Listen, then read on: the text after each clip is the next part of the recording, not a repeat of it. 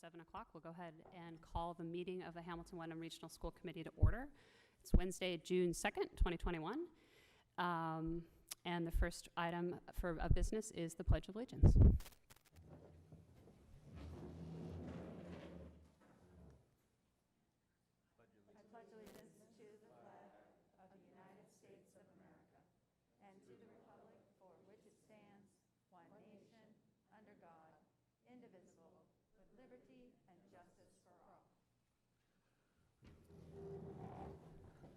All right, thank you. The superintendent has advised me that technically masks are optional in this room tonight for the grown-ups, so unless there's someone who has a strong objection, I'm inclined to allow people to use their discretion. If you want to keep your mask on, more power to you. If you don't want to keep your mask on, technically I think that's allowable, so. All right. I'm a little confused by that. I thought that the DESE said that adults had to wear masks in the buildings. When students are present. Only when students are present. Okay. All right. So next up will be citizens' comments. We have the Zoom open for anyone who is not in this room who'd like to comment. We also have a podium here. So again, if you would like to make a comment, please raise your hand in the Zoom or come up to the podium. I have asked Jen Carr to be the timekeeper. And Jen, you said when people get to 3 minutes, you're going to physically levitate from your chair. Is that right? Exactly. I'll stand up. All right. Anna. If anybody in the Zoom meeting would like to make a comment, please raise your hand. Sorry, just a quick point of order. Michelle Bailey's advised me to tell the group that the meeting is being recorded and is being broadcast. So thank you, Michelle. We do have one person raising their hand. Hello. I'm Carissa at 4AJ Boarding Court, and I go to the Hamilton Wenham Regional High School. I know you're voting on the land acknowledgement tonight, and I hope you vote yes because I support it. Thank you.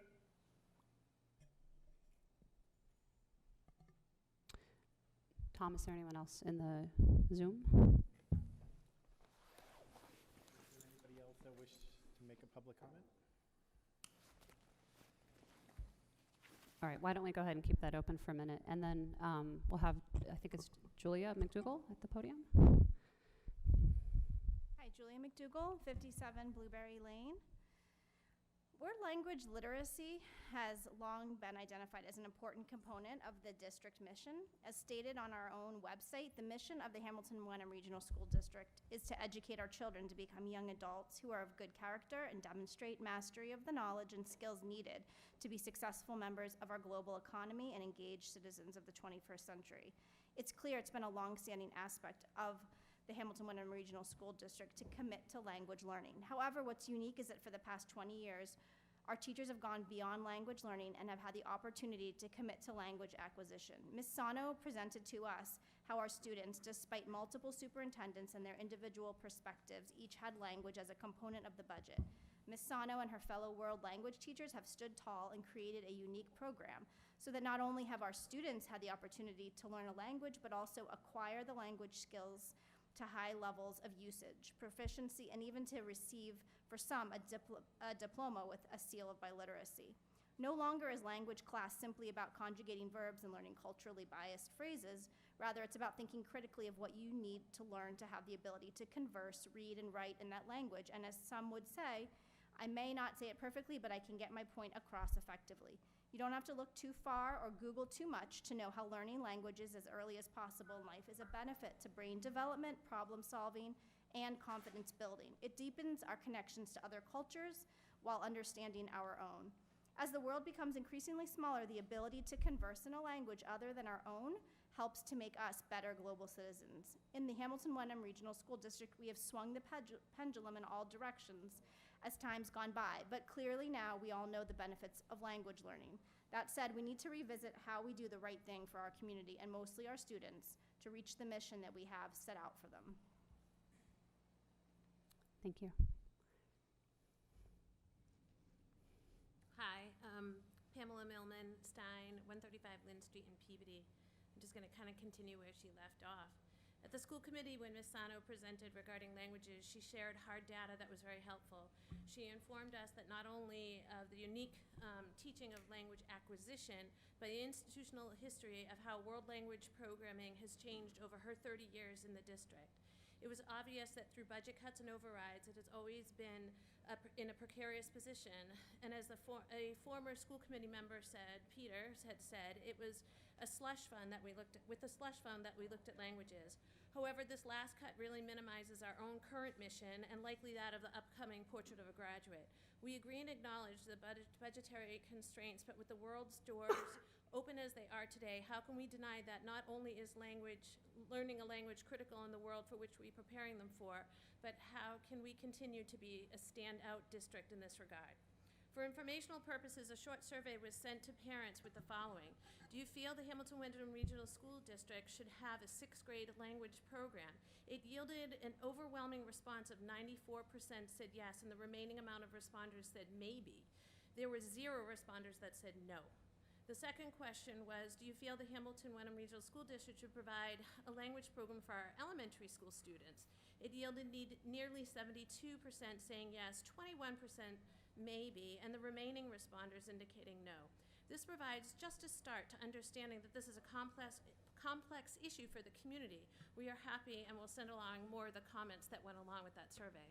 We have ideas on how we ask you to revisit the World Language Program dilemma and offer workable solutions.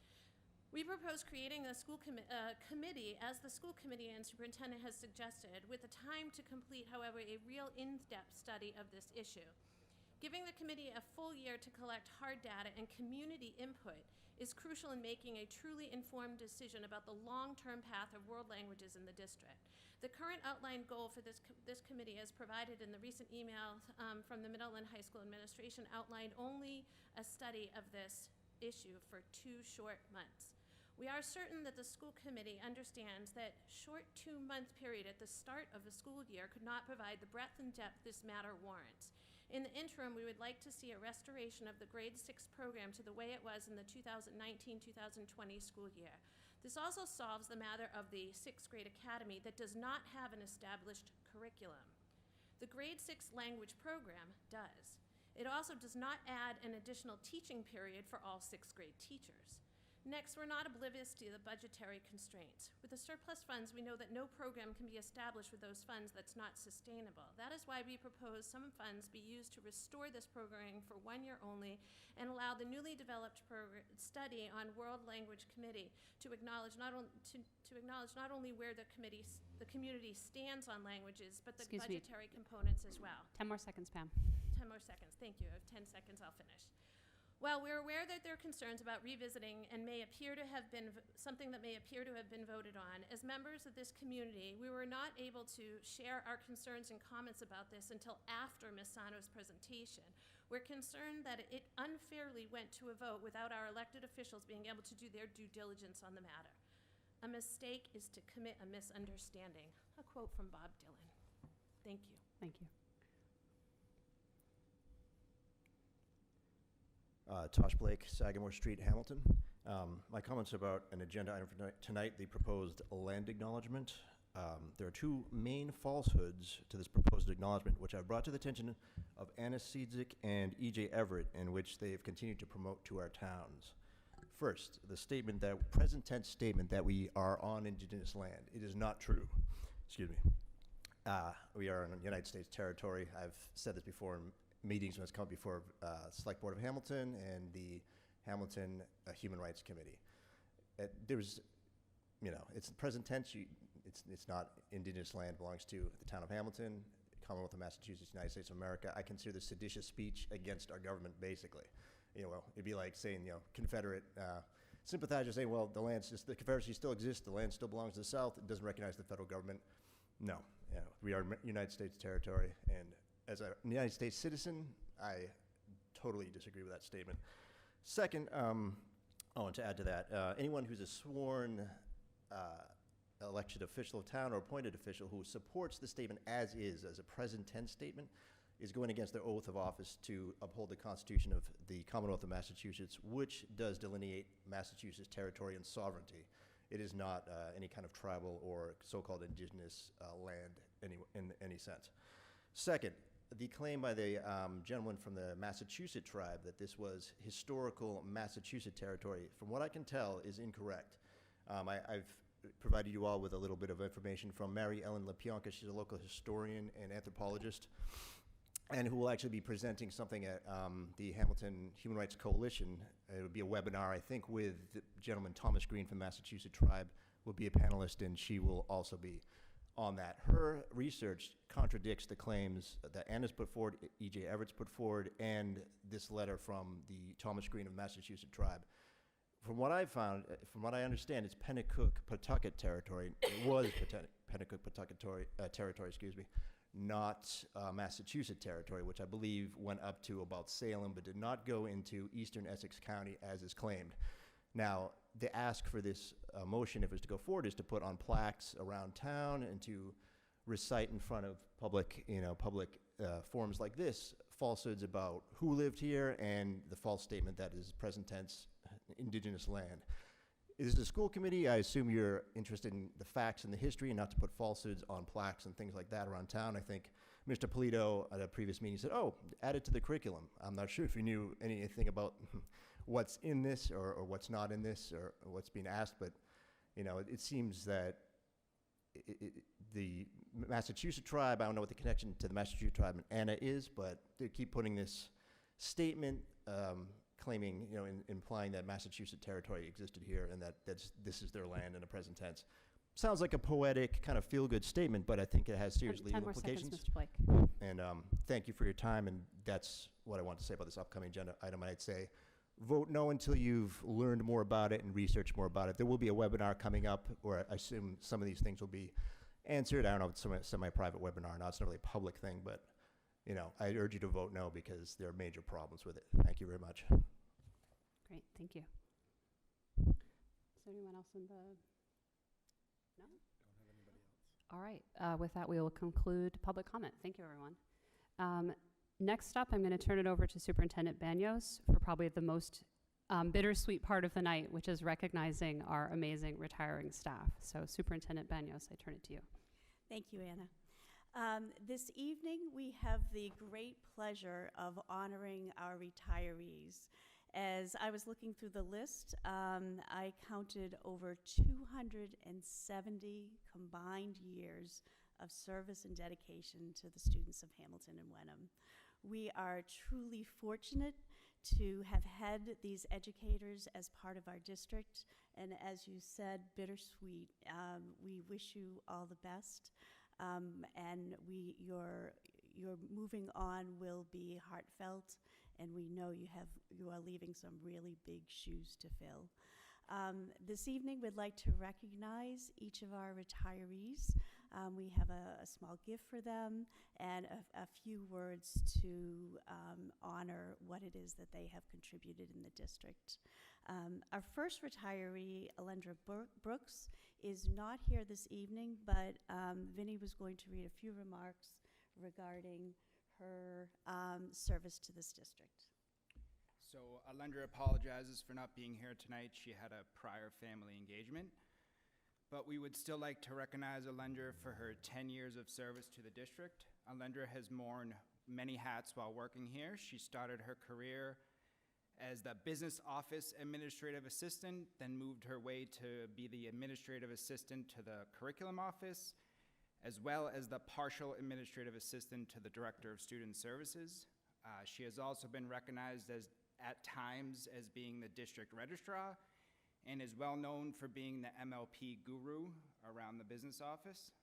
Her departure leaves a wide gap that will take years before her expertise is matched. Alendra is also an avid horseback rider, so much so her retirement present to herself was her very own horse named Coley. So Alendra is riding her way into retirement.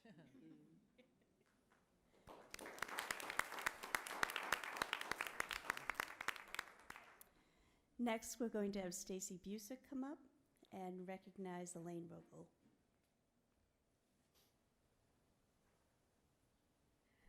So Elaine couldn't be here this evening, but I am taking great pleasure in speaking about Elaine. Elaine began in the district in 2003, so she's had 17 plus years with us. I say plus because we forced her out of retirement to help us out in the Student Services Office, and she graciously took that on. Prior to the Student Services Office, she worked in the elementary schools supporting the secretarial staff. Her time during her work in the Student Services Office included working under 3 different Student Services Director, which was a feat in and of itself. Elaine oversaw many critical functions in her office, and we relied upon her to keep us constantly moving forward. She was detail-oriented, organized, and kept us in line. She was also the keeper of information. She was our school district historian and knew a lot about processes and procedures over the years. So she was always full of information that was helpful for anybody coming into our office. We relied on her a lot. She was very dedicated to her work in the district, and again, so much so that she agreed to come back. And we hope to still have her come in and help us when we need her. Because she is invaluable. So her expertise and institutional knowledge, as well as her ability to keep us organized, has been greatly missed when she's not with us, and we wish her the best. But again, we know where she lives, and we know how to get her back when we need her. So congratulations, Elaine, if you're watching, and we are so happy for you, but we will probably see you in another couple weeks.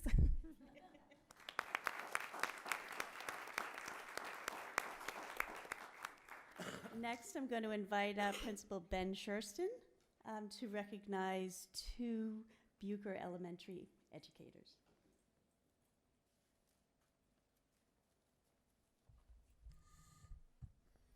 I'll start with Karen Berner, who is here tonight.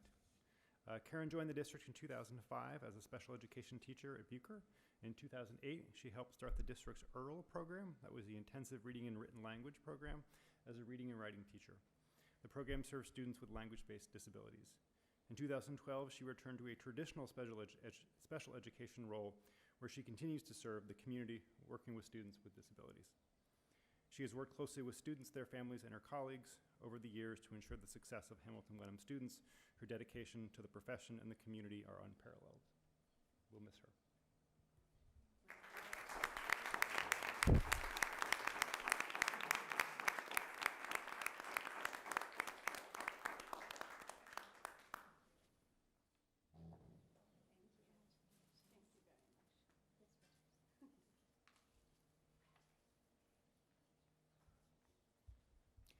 And Carol Gambino is unable to be here tonight. Carol joined the district in 2000 as a teaching assistant at Cutler. In 2003, she joined the Bucher family as a 4th grade classroom teacher. Over the years, she also taught 2nd and 5th grades. This fall, she stepped up to support our remote students by teaching the 4th and 5th graders in our Academy of Personalized Learning. With our shift in registrations in the spring, she pivoted back to return to in-person 4th grade instruction. In addition to her roles in the classroom, she also oversaw Bucher's annual 5th grade play, a highlight for many students and families. Her enthusiasm and devotion to her students and the community are unsurpassed.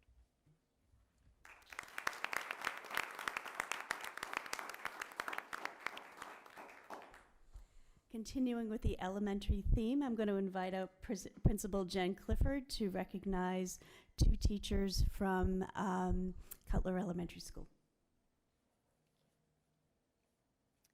Joanne Larry is here with us tonight, and Joanne has spent more than 20 years in the Hamilton Wenham School District. I joked with Joanne that I went through her personnel files, there are 2, and I still couldn't figure out exactly how many years she's been here. But we figured out that she first joined the staff in 1995 as a special education teacher and moved on to teach preschool in the district, and she's shown more versatility and flexibility in these roles than most. She loved her many years as a family consumer science teacher at the high school before we welcomed her to Cutler School in 2013. That's where we think we figured out when she came to join us. It feels like a very long time, where she rejoined the realm of early childhood as our kindergarten teacher. Joanne provides a steady, calming presence for our young learners, their families, and her colleagues. She brings her serenity to all of us through gestures both small and large. from daily inspirational quotes in the office to bringing mindfulness in the classroom to our entire school. We will all miss Joanne's wisdom and centeredness at Cutler School, but we will also miss her friendship.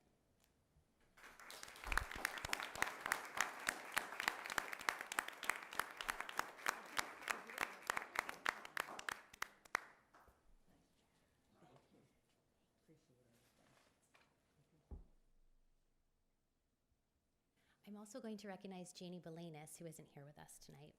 But Janie has been part of the Cutler School community as a teaching assistant since 2000. Janie's roles have evolved over the years as a teaching assistant, dismissal expert, substitute dispatcher, and this year, a master of the Zoom classroom. She's hardly retired this spring, as she rejoined us to supervise lunch and recess times and substitute wherever and whenever we needed her. One of Janie's roles at Cutler that has remained constant throughout the years is as our staff photographer. She has captured the love of learning and sense of community each year, and our most powerful end-of-year tradition is the enjoyment of her yearly slideshows. We will miss her beautiful images and her exceptional dedication to the community of Cutler School. Thank you, Janie.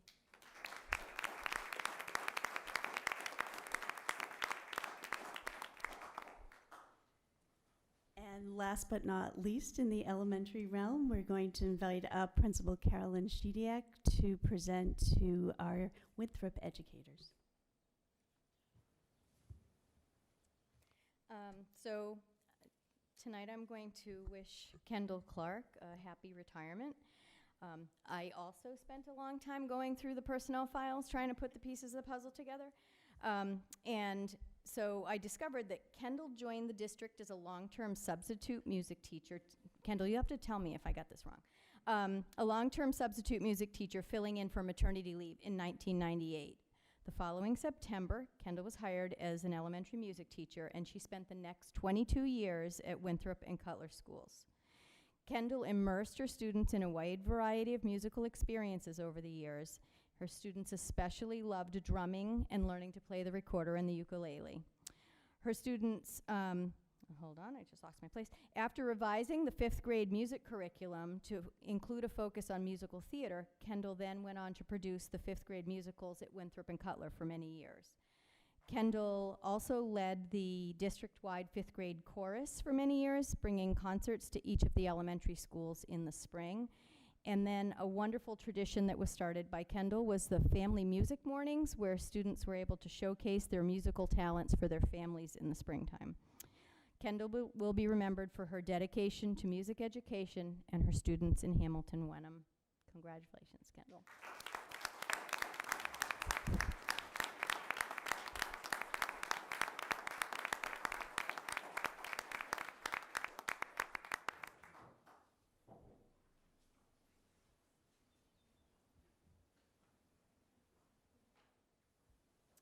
And I'd also like to acknowledge Gemma Passmore tonight. Gemma is not here, but Gemma began her career in Hamilton Wenham in 1997 as a half-day kindergarten teacher at the Winthrop School.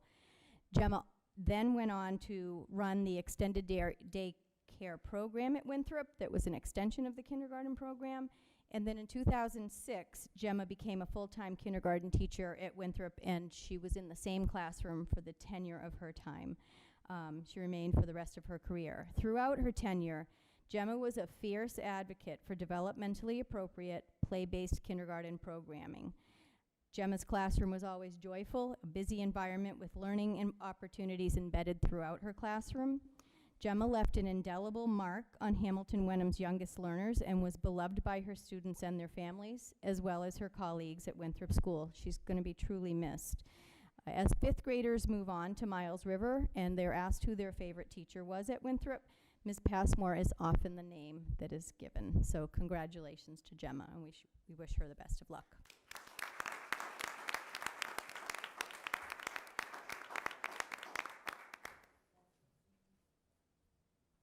And this year we are skipping over Miles River School, that there are no retirements this year, and moving on to the high school.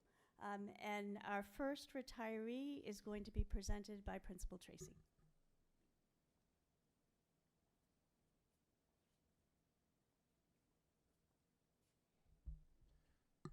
Thank you. Unfortunately, tonight, Christopher Shaler cannot be here because he volunteered 4 years ago to be a class advisor for the class of 21, and they are celebrating at the high school. And he's really part of the center of the celebration with them. The familiar voice that brings us the morning announcements will be retiring. Mr. Shaler, our beloved director of drama, best known as Shaler to most people, has served the Hamilton-Wenham Regional School District since 1986. Goodness, I graduated from high school in 86. Sorry, I had to put that in there. He has spent 48 total years at the regional, attending kindergarten in 1965 at the Cutler. And without Mr. Shaler, there would not be a distinguished theater program at Hamilton-Wenham Regional High School. Over the years, his countless contributions include directing many musicals and main stage plays, as well as leading theater workshop to states 13 times, winning 5 state titles. Shaler can be found running in the theater and playing music at our pep rallies. He's been patching together the Farini Dramatic Center for decades. As a member of the Mass Ed Theater Guild, Shaler has been on the executive council and also served as past president. His contributions to his school, community, and theater have been far-reaching. Shaler's most notable accomplishment is the lasting impact he has left on his students. So many of them have kept in touch with him well after graduation. As a member of the Fine Arts Department, he has been the ultimate team player, teaching new classes, developing curriculums as technology changes from year to year. We will miss so much more than the morning music playlist and that charismatic voice over the morning announcements. As advisor of the class of 2021, this certainly will be a year at Hamilton-Wenham Regional High School that no one will ever forget. His dedication to the class of 21 is why he cannot be here tonight. Thank you for countless contributions to the students and staff of the regional. We wish Mr. Shaler much happiness in his retirement.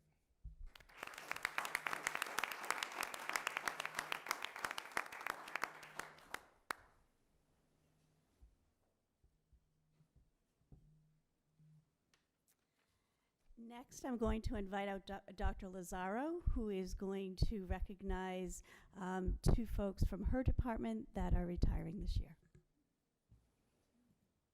Thank you.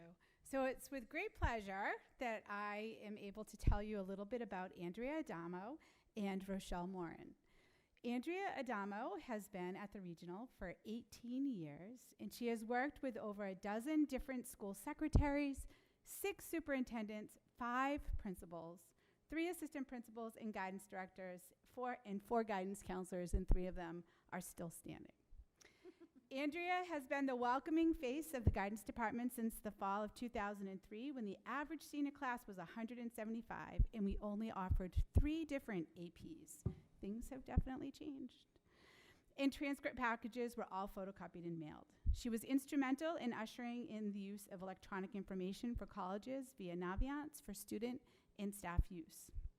During her tenure, technology changed a lot, and she helped to create and maintain the guidance website, online appointment scheduling, online college visits, and she has answered more phone calls and emails that can be counted, while also supporting students, parents, and staff in person and with a smile. She is truly the backbone of our department.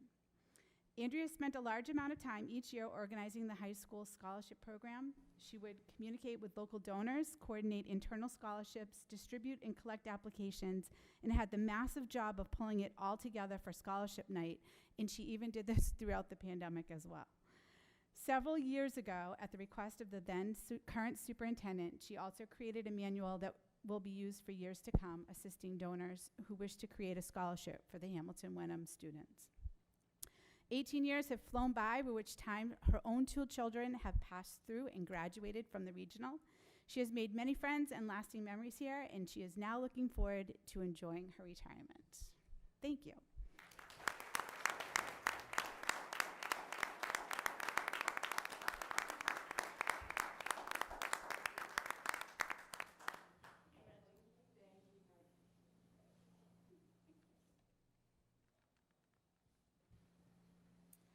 Rochelle Morin's career at Hamilton-Wenham has spanned 32 years. In that time, she has taken on nearly every club, committee, and extracurricular activity HW has to offer. From her first year, she began chaperoning trips and traveled to Spain, France, England, Wales, Ireland, Italy, Puerto Rico, and Peru. She chaperoned ski trips to Sunday River and Gunstock for over 20 years. She has accompanied students to the Museum of Science as well as the United Nations. In addition, she has chaperoned countless proms and overnight boat cruises. She was even tapped to be the cheerleading coach so she could accompany the team to a national championship in Florida. Rochelle has served as the class advisor 3 times, as well as stage manager for musicals. She has participated in talent shows and advised the College Bowl. If there was ever a need, Miss Morin stepped in to fill it. In her role as school counselor, Rochelle handled PSATs and SATs for 27 years. Additionally, she worked closely with the master scheduler, finding solutions to every problem. She once reconfigured an entire history section and gave new schedules out to the students in less than 24 hours. That is a huge feat. It's her superpower. She always sees details as well as the big picture. Rochelle is a great listener and has always offered her students sage advice.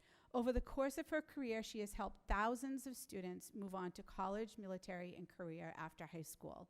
We all wish her so much and wish her well with her next adventures.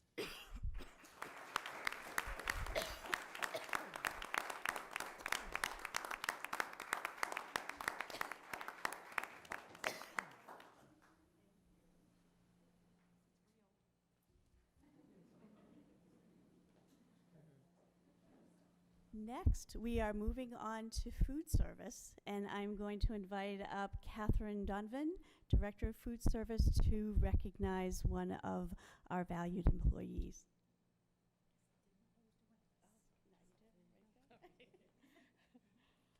Well, thank you, and I am honored to be able to recognize Jeanette, who has been by my side in that tiny office for 20 years, and we still get along.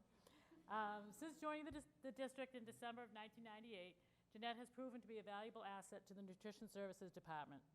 Accepting the job while her 3 children were in the regional, she decided to stay long past their graduations. Anyone interacting with the department has met with her cheerful disposition and professionalism.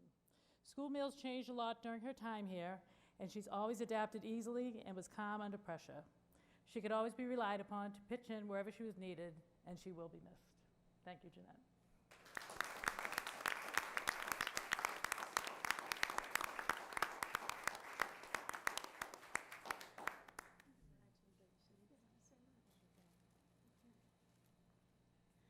Oh, Catherine, you might want to not sit down.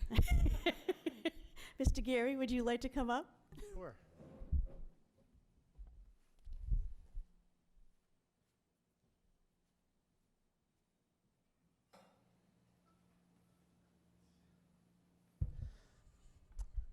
All right, so Catherine Donovan, we're going to wish you well in your retirement as well. Catherine has been with the district for 20 years, and to put that into perspective, Catherine has led a team that has served the count of meals into the 7 figures over that tenure. So there's a lot of meals that have gone to children. This year, of course, Catherine faced many obstacles to deliver nutrition services to our students, and even last year, I know that Catherine's top priority was getting food to our most food insecure students. And, you know, for that, I was more than impressed. Talking to her team, she's often been called the best employer that they've ever had. She's always been somebody to mentor folks to grow within the organization. And Catherine's impact in this district and community goes far beyond what can be seen. We're bidding a bittersweet goodbye to you, Catherine, and we wish you the very best in your well-deserved retirement.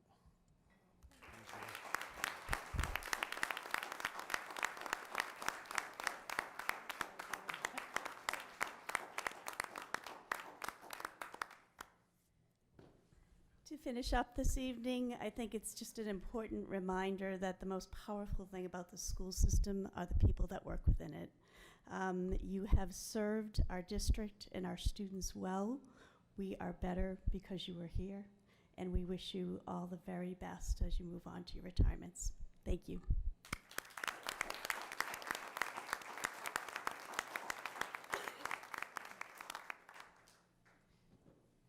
All right, Thank you, Superintendent, and thank you and congratulations to all of our teachers. I'm sure, does anyone on the committee want to say anything to the retirees before we move on? Just again, to reiterate what everyone has said, just thank you so much, and please feel free to go and enjoy the rest of the evening outside and not in here. Yes.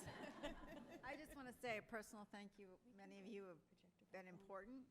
And to Catherine in particular, I want to say the day that I called you up and I said, hey, is there anything you can do to help us with our auction? And you came up with make a menu. And you have brought so much money to the elementary schools with that program, and it just goes to show that when we all work together and we're creative, we can get a lot done. So thank you. Fantastic. Thank you, everyone.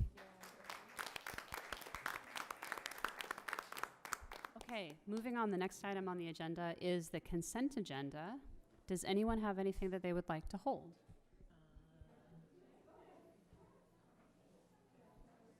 No? Hearing nothing? Let's see. So just to be clear, make sure I understand this right, Mary Beth, the consent agenda is items A through D, all inclusive, is that right? That is correct. Okay, great. So I'll take a motion to approve the consent agenda. Second. I think, don't you have to make the motion? Yes. So Jen, I need you, or someone, to make a motion to approve the consent agenda. I can't hear you. I'm sorry, Anna. Will you make a motion to approve the consent agenda? I move that we approve the consent agenda as written. All right, is there a second? Second. All right, all those in favor? All right, that's a unanimous vote for Mahela keeping score at home. All right, next we have new business. It's a vote on the 2021-22 school committee meeting dates. I'm assuming that the superintendent, you and Dana put this together? That is correct. All right, is there anything you'd like to say about it? We have followed the traditional pattern of second and fourth Wednesdays of the month. In September, we ran into some challenges related to religious holidays, so we changed the schedule in September, but otherwise it follows that pattern. Okay. So Jen, do you want to make a motion to approve the meeting dates?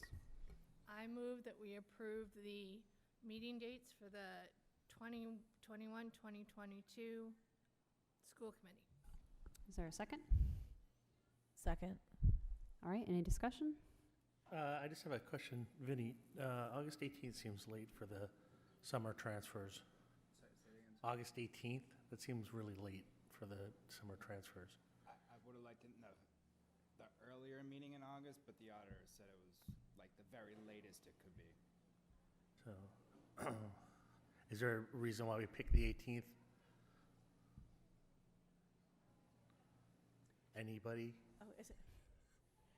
I'm sorry, for the 18th of August. That's usually we have one meeting in August to sort of just go through all the clerical stuff for transfers and everything, and that usually happens around the first week.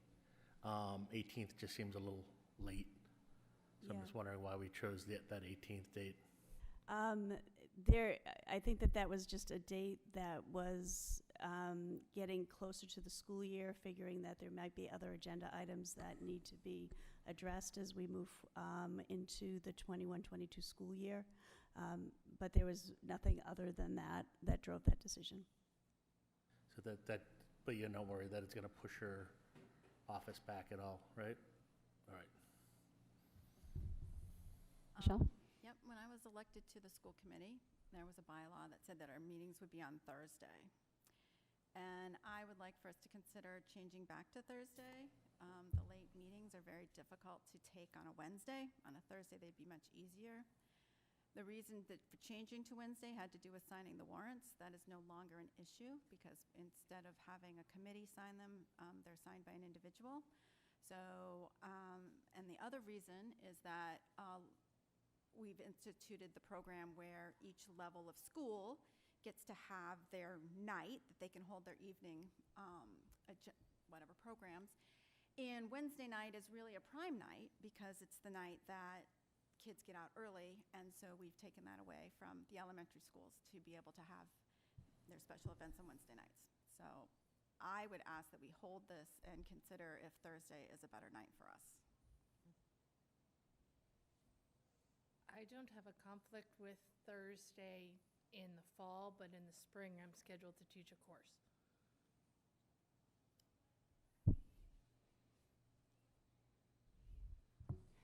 Michelle, would it be the same? So it's just the day of the week, not so much the time of the meeting?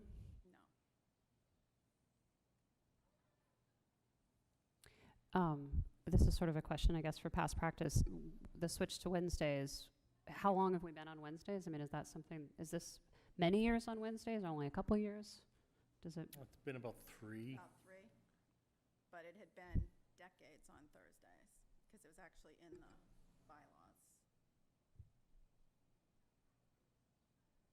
But we were decades on Thursday, and it was a nice system because it was Board of Selectmen in Hamilton on Monday, Board of Selectmen in Wenham on Tuesday, FinCom on Wednesday, School Committee on Thursday. And so, you know, there was a lot of opportunity for people to, you know, tune into what was going on with the you know, the big boards, for lack of a better word. Does anyone else have, Julia? I don't have a problem with Thursdays, but I have a more flexible schedule than most, so I leave it to everyone else. I hear what Jen is saying. I've been in your position, Jen, and my board was not, the board that I was on was not helpful in that schedule, and I ended up having to like go between class and the board and stuff. But I don't know if we could try it for the fall and then, you know, switch back to Wednesdays in the spring or something like that. But I would be okay with that, and I can contact Harvard and see if they can move my class as well. But right now I am scheduled for Thursday night in Cambridge. I have a question. Is it appropriate to ask the elementary principal, since we have them captive in the room with us, if this would help your cause if we did this? I'm getting 3 thumbs up from the back of the room. That was 2 thumbs up. That's 4. Now we're 6. Mental math. Oh no, but Principal Tracy's saying no. I think, I mean, to be an elementary school principal. There's openings. I guess my feeling is my main concern is regularity. So I've sort of built my life around Wednesdays, but if Thursdays is truly that much better for the district as a whole, and I think my concern personally would be that the district helps the district. So I like the idea of helping the district, but I want to make sure it works for the people who actually are elected have to be here. So does anyone, I mean, Do Jen we has want a to wait till conflict. Dana also can? Yeah, that's why I was like, weigh if in. we could table it, it would be great. I agree with you. Yeah, Wednesdays has always worked better for me, but I also was elected knowing that this is on Thursdays, so, well, at the time anyway. I mean, I think I would like to hear from Dana too, but I don't think it's a crazy idea. And we're supposed to have another meeting in 2 weeks, right? That's correct, and what we could do is come with a second calendar with the Thursday dates, and then you can look at both options and make a decision at that time. Okay. So I think we had a motion and a second. We haven't started voting yet. Michelle, do you want to? I requested that we table it to the next meeting. All right. So we vote on the table, yes? Okay. So all those in favor of tabling this to the next meeting, raise your hand. All right, so that's unanimous. We'll table this to the next meeting, and perhaps we can work up a Thursday rotation schedule and see what that looks like. Absolutely. Okay, great. Okay, the next item is a vote on the 2021-22 district goals. I'll turn that over to Superintendent Benius. Thank you. This evening we have our third version of our district goals to present to you. I'm pleased to share that our leadership team is here to answer any specific questions that you might have about the different goals. And if I could, I know when people came in, the front seats were filled, but can I ask our leadership team to just move forward so that we have folks close to up front? And that way, if there are any questions the committee has, you will be easily accessible. Superintendent, do you have anything new you want to say about them, or do you want to go right to questions? What I want to do is just make a couple of comments about the differences that you'll see with this version as opposed to previous versions. One of the points of feedback that we received is that it would be helpful to have the deliverables clearly identified, so we've done some formatting changes to have those deliverables clear to you. And we have also identified who would be the goal facilitator so that you can see which members of our leadership team would be leading the different goals.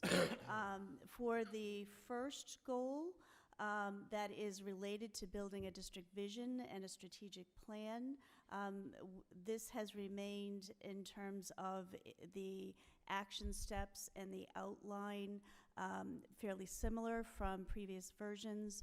Again, the goal here is in the fall to do a comprehensive collaborative process with our stakeholders to develop a portrait of a graduate that provides the vision for the district in terms of outcomes for our students. And then taking that portrait of a graduate in the spring and using it as a foundational document to build a strategic plan.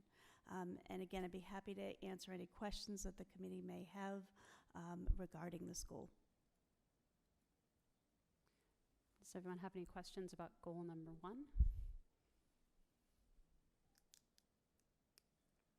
Okay. You want to keep going? Yep. Sorry, Jen? I think there's an error here.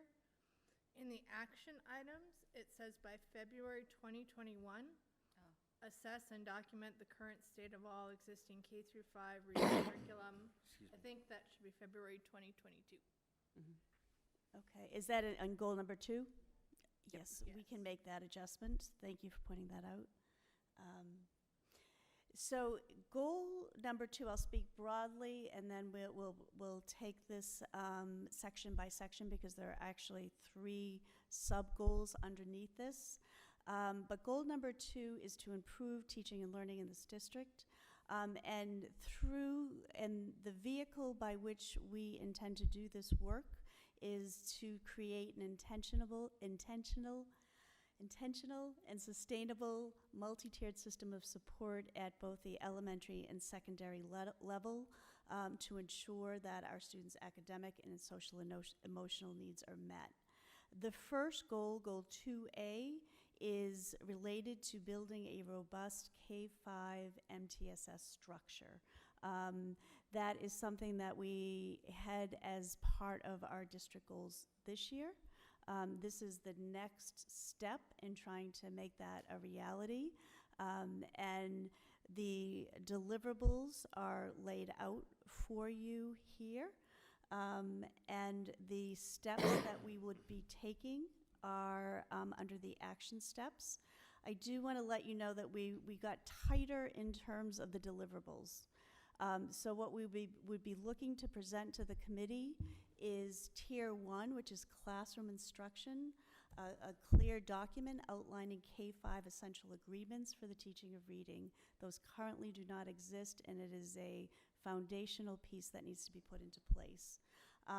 We would identify for you our K-5 benchmark reading assessment and to get the baseline data that will serve as a starting point for future goals. Similarly, to have a K-5 progress monitoring assessment, and this type of assessment allows us to figure out whether or not the interventions we are providing for students are having an impact, and again, creating that baseline data that would be used as the future for future goals. And then finally, to identify the instructional materials that we would be using in Tier 2 and Tier 3. For this particular goal, We have as the goal facilitator our elementary director of teaching and learning and all of the elementary principals. And they are here for you this evening if you have any questions. Does anyone have any questions on goal number 2A? So when we were talking about the progress monitoring, so we're talking about something that maybe in the past might have been Fontes and Pinnell or Dibbles, or what are we talking about with that? Sorry, Jen, I hate to interrupt. HWCAM is going to want you to speak into the microphone. That was for you, Mr. Melville. So those are examples of more of the benchmark assessments that we've been using with every student. The progress monitoring tools, we have a variety of them that we're using in the district. So really thinking about how we use them and standardize their use. So somebody might be using a Hegarty tool to look at the phonemic awareness skills of our kindergartners and first grade students who are struggling to learn to read, just to kind of check and see if those interventions are working in place. So this will be tied into the interventions that are delivered through our literacy team.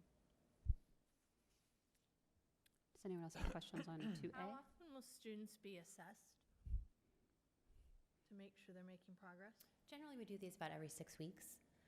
So there might be a situation where we think, oh, let's do something for 2 weeks and look at how this is working. But generally, it's usually a 6-week cycle. And I would just add that progress monitoring tools are by design working to pick up small changes in students' behavior and students' growth. So we use those types of assessments to see if we start an intervention, are we seeing any movement at all? And if we're not, it allows us to change course or increase the intensity of the intervention if we're not seeing appropriate growth. Anyone else have questions on this part? I do have one question. I noticed the same thing that Jen Carr did about the date being off, but not to jump the shark entirely. I had a question about the current state assessment being in February, whereas the 6 through 12 sort of has it much earlier in the year. I guess my thought would be that you would want to know what the current state is sooner than later. Wouldn't we want to sort of start there? I don't think it changes the overall structure of the goal, but Yeah, we could certainly look at that. I think we were also looking at making sure we don't try to do too many things. We've got a lot of restructuring happening, a lot of professional development that we're trying to really build a shared understanding. So we all have shared foundational understandings of how we're teaching reading and really taking a step back to make sure that we document this. We probably could document it sooner than that. okay. I'm just thinking in terms of, in the calendar year, February almost feels like that feels late to me in terms of trying to identify it. The only other question I have is, we're touching on social emotional health. Is there any plan as part of this to sort of start with, and maybe this happens as best practice all the time, so maybe this is not worth saying, but the idea that kids are coming off of this pandemic year, they're going to be coming in from the summer. I think it's fair to say that our kids are already wackadoodle, and I think they're going to be worse. So is there some notion that building into the current state is a sort of overall social emotional health assessment, and is that built into this timeline and planning? We haven't built a specific assessment into place. Do you guys want to talk about some of the work you've been doing at the trauma level and thinking about practices and how we build supportive practices for students? Go ahead. Yeah, we know that everyone is coming off the pandemic, both adults and kids. And we have a group of, how many do we have between the two cohorts right now? We started with 52, Yep. down to about 30 that are continuing. Okay. Number 4. So we have 30 educators who are going through a 4-class course through Lesley University around trauma-sensitive schools, safe and supportive schools. So we're taking that group coming off and looking at doing some additional professional development next year to build our capacity to support that, because we know that is going to be something.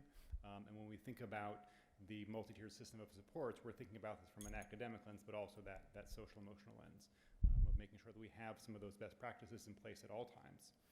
But also have additional supports for students who need that additional help. Okay, great. Are we ready to move on to 2B? Yeah. Okay. Hold on. So when we're looking at 2B, this is to implement secondary classroom practices that will serve as the foundation to an MTSS structure both at the middle school and the high school. Deliverables are similar to what we've had before, and action items are similar to what we've had before. The goal facilitator here will be our secondary director of teaching and learning, Eric Tracy, secondary principals and assistant principals, and all of our curriculum leaders. And Eric and Brian and Craig and Liz are all here this evening to answer any questions you might have. Does anyone have questions about 2B?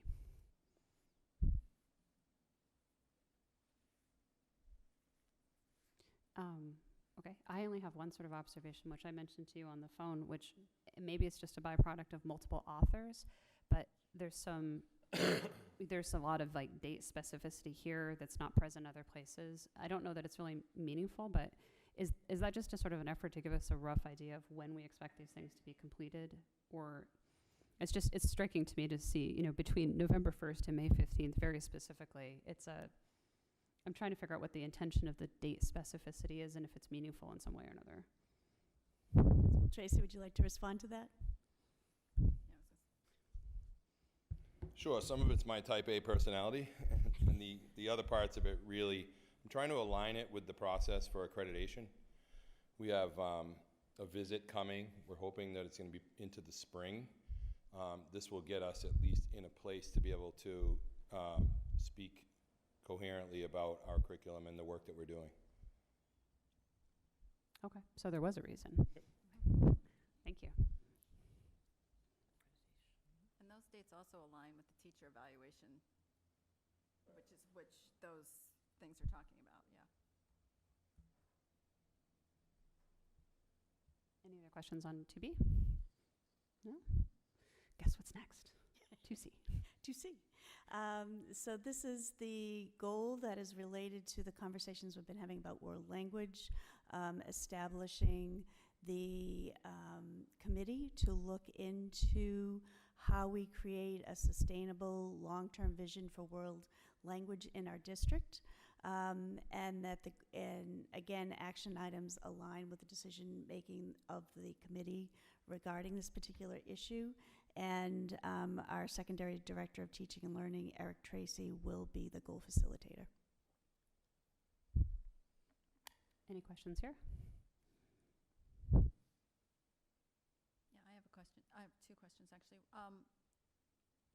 Tonight there was a recommendation that we take another year to do this, and I'm just curious as to if you feel this is a doable task in the time period that has been given to you. And then, of course, it says no later than September 30th, and I was just curious as to when you were planning to get started.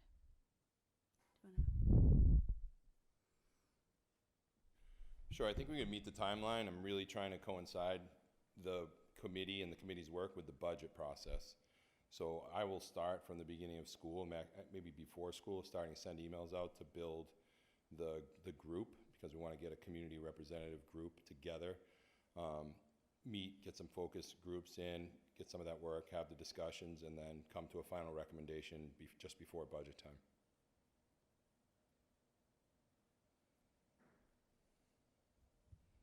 Michelle, did you have another question?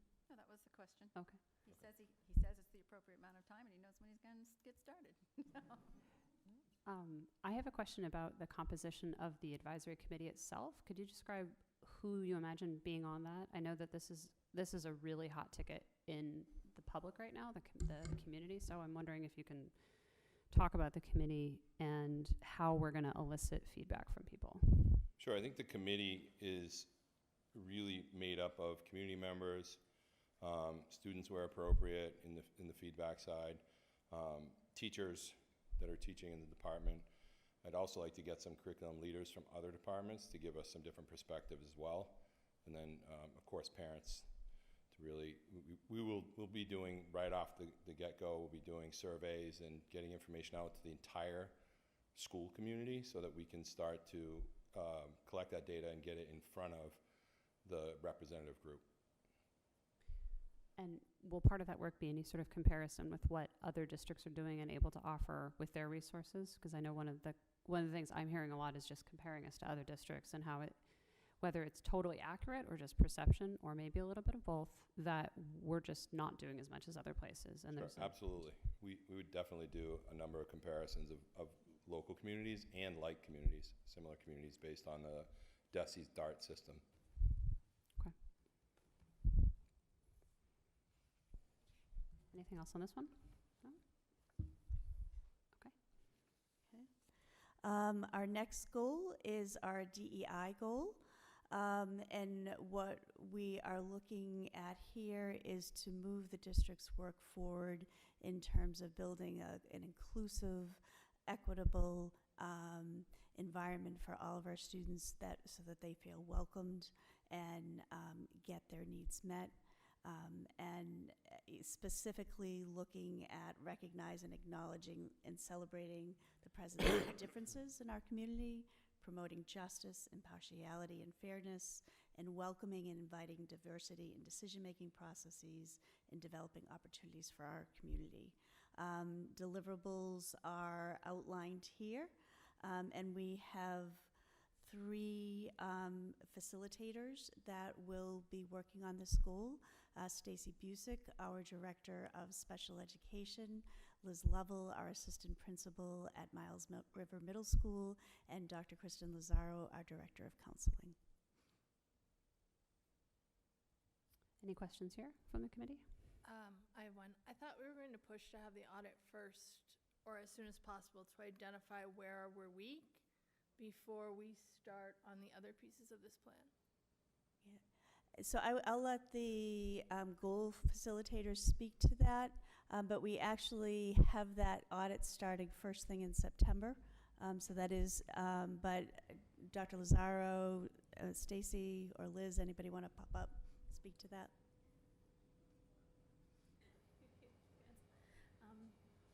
We recognize that it's important to start with the audit and get the information. We are starting the audit off at the start of the school year with the plan to provide the final information on the audit in the winter. We recognize that we need the time to do a thorough audit, and that's why it's going to take us time before we present to you.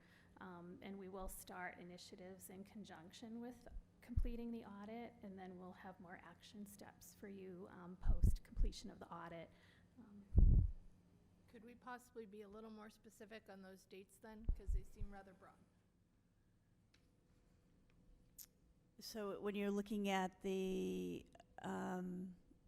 complete the DEI audit from September to January, is No, I'm looking at the second deliverable, which says by the end of the 2021-2022 school year. Let me just pull up here. The district will have completed an audit report. I'd like to see those two split so that we have a better idea on when the audit is going to be completed. So to spell out that the audit happens at the beginning of the school year, and yes, that we can do that, sure. So the action plan wouldn't be part of the audit? Broken down. We broke it down in the action steps, so there's more clarity to that. Yeah, I think what I'm hearing is that was the plan, and what you're asking for, Jen, is that in the actual goal itself, instead of saying what's going to happen over the course of the school year, speak to the fact that the audit is going to happen first, and then the action plan after that. Does that feel comfortable? It seems to make sense. Yes, we can change the language for that, so it's more clear. Yeah. Okay. And so what is the, oh, sorry. That's okay. Go ahead, Michelle, go ahead. You have The the floor. approximate date for the finishing of the audit? We're hoping to finish it, I believe we said presenting in February, right? In talking with school districts, the audit takes some time, and so there's a lot of information and data that we need to look at. We also want stakeholders involved, so there's forums we'd be holding as well. So we want to make sure we're doing due diligence to the process. So we didn't want to sell ourselves short in saying we'd give you something that we still were not complete. So we felt like that 4 to 5 month time span was appropriate to really do a complete process. And the action plan that comes after that? once, with the audit results, we'll then build our next version of action steps that we need to complete in the districts as we're moving forward with the DEI initiatives, yes. Then it comes sometime in the spring next year, you think, the action plan, or? I feel like I'm thinking that, there are things that are running concurrently. Yeah. And so while the audit's going on, we are already taking action steps in some ways with book groups and with training. So what's going to happen at the end of January, you figure we will have evaluated the data, shared it with the focus groups and the forums and such. And at that point, that's, it's a working time in action kind of thing. So, things may emerge that we had not identified. And so I think that that's when we would be doing a revision to make it current and relevant. Does that, so then in the winter we have the workshop where we've been able to interpret the data and share it out, so that at that point we would have the updated action steps. Julia? Yes, that was also my question, the action plan, because the audit report and action plan are different. So Yes. looking for a timeline for the action plan. But also similar question, when will people be solicited for the advisory committee, and who are we looking to put on this committee? We were hoping to start solicitation over the summer. We recognize that not everybody is going to be available. We were looking for a cross of representation, which would include student representation, parent representation, teacher representation, and community representation. Did I miss anybody? No. No, I think that was, yep. So we were looking to cover all stakeholder groups in the process. Thank you. Are we going to include the GSA as part of our community for this process? They're stakeholder groups, so we would be including forums. Yep. David, do you have any questions on this one? This? No, it actually sounds pretty good to me.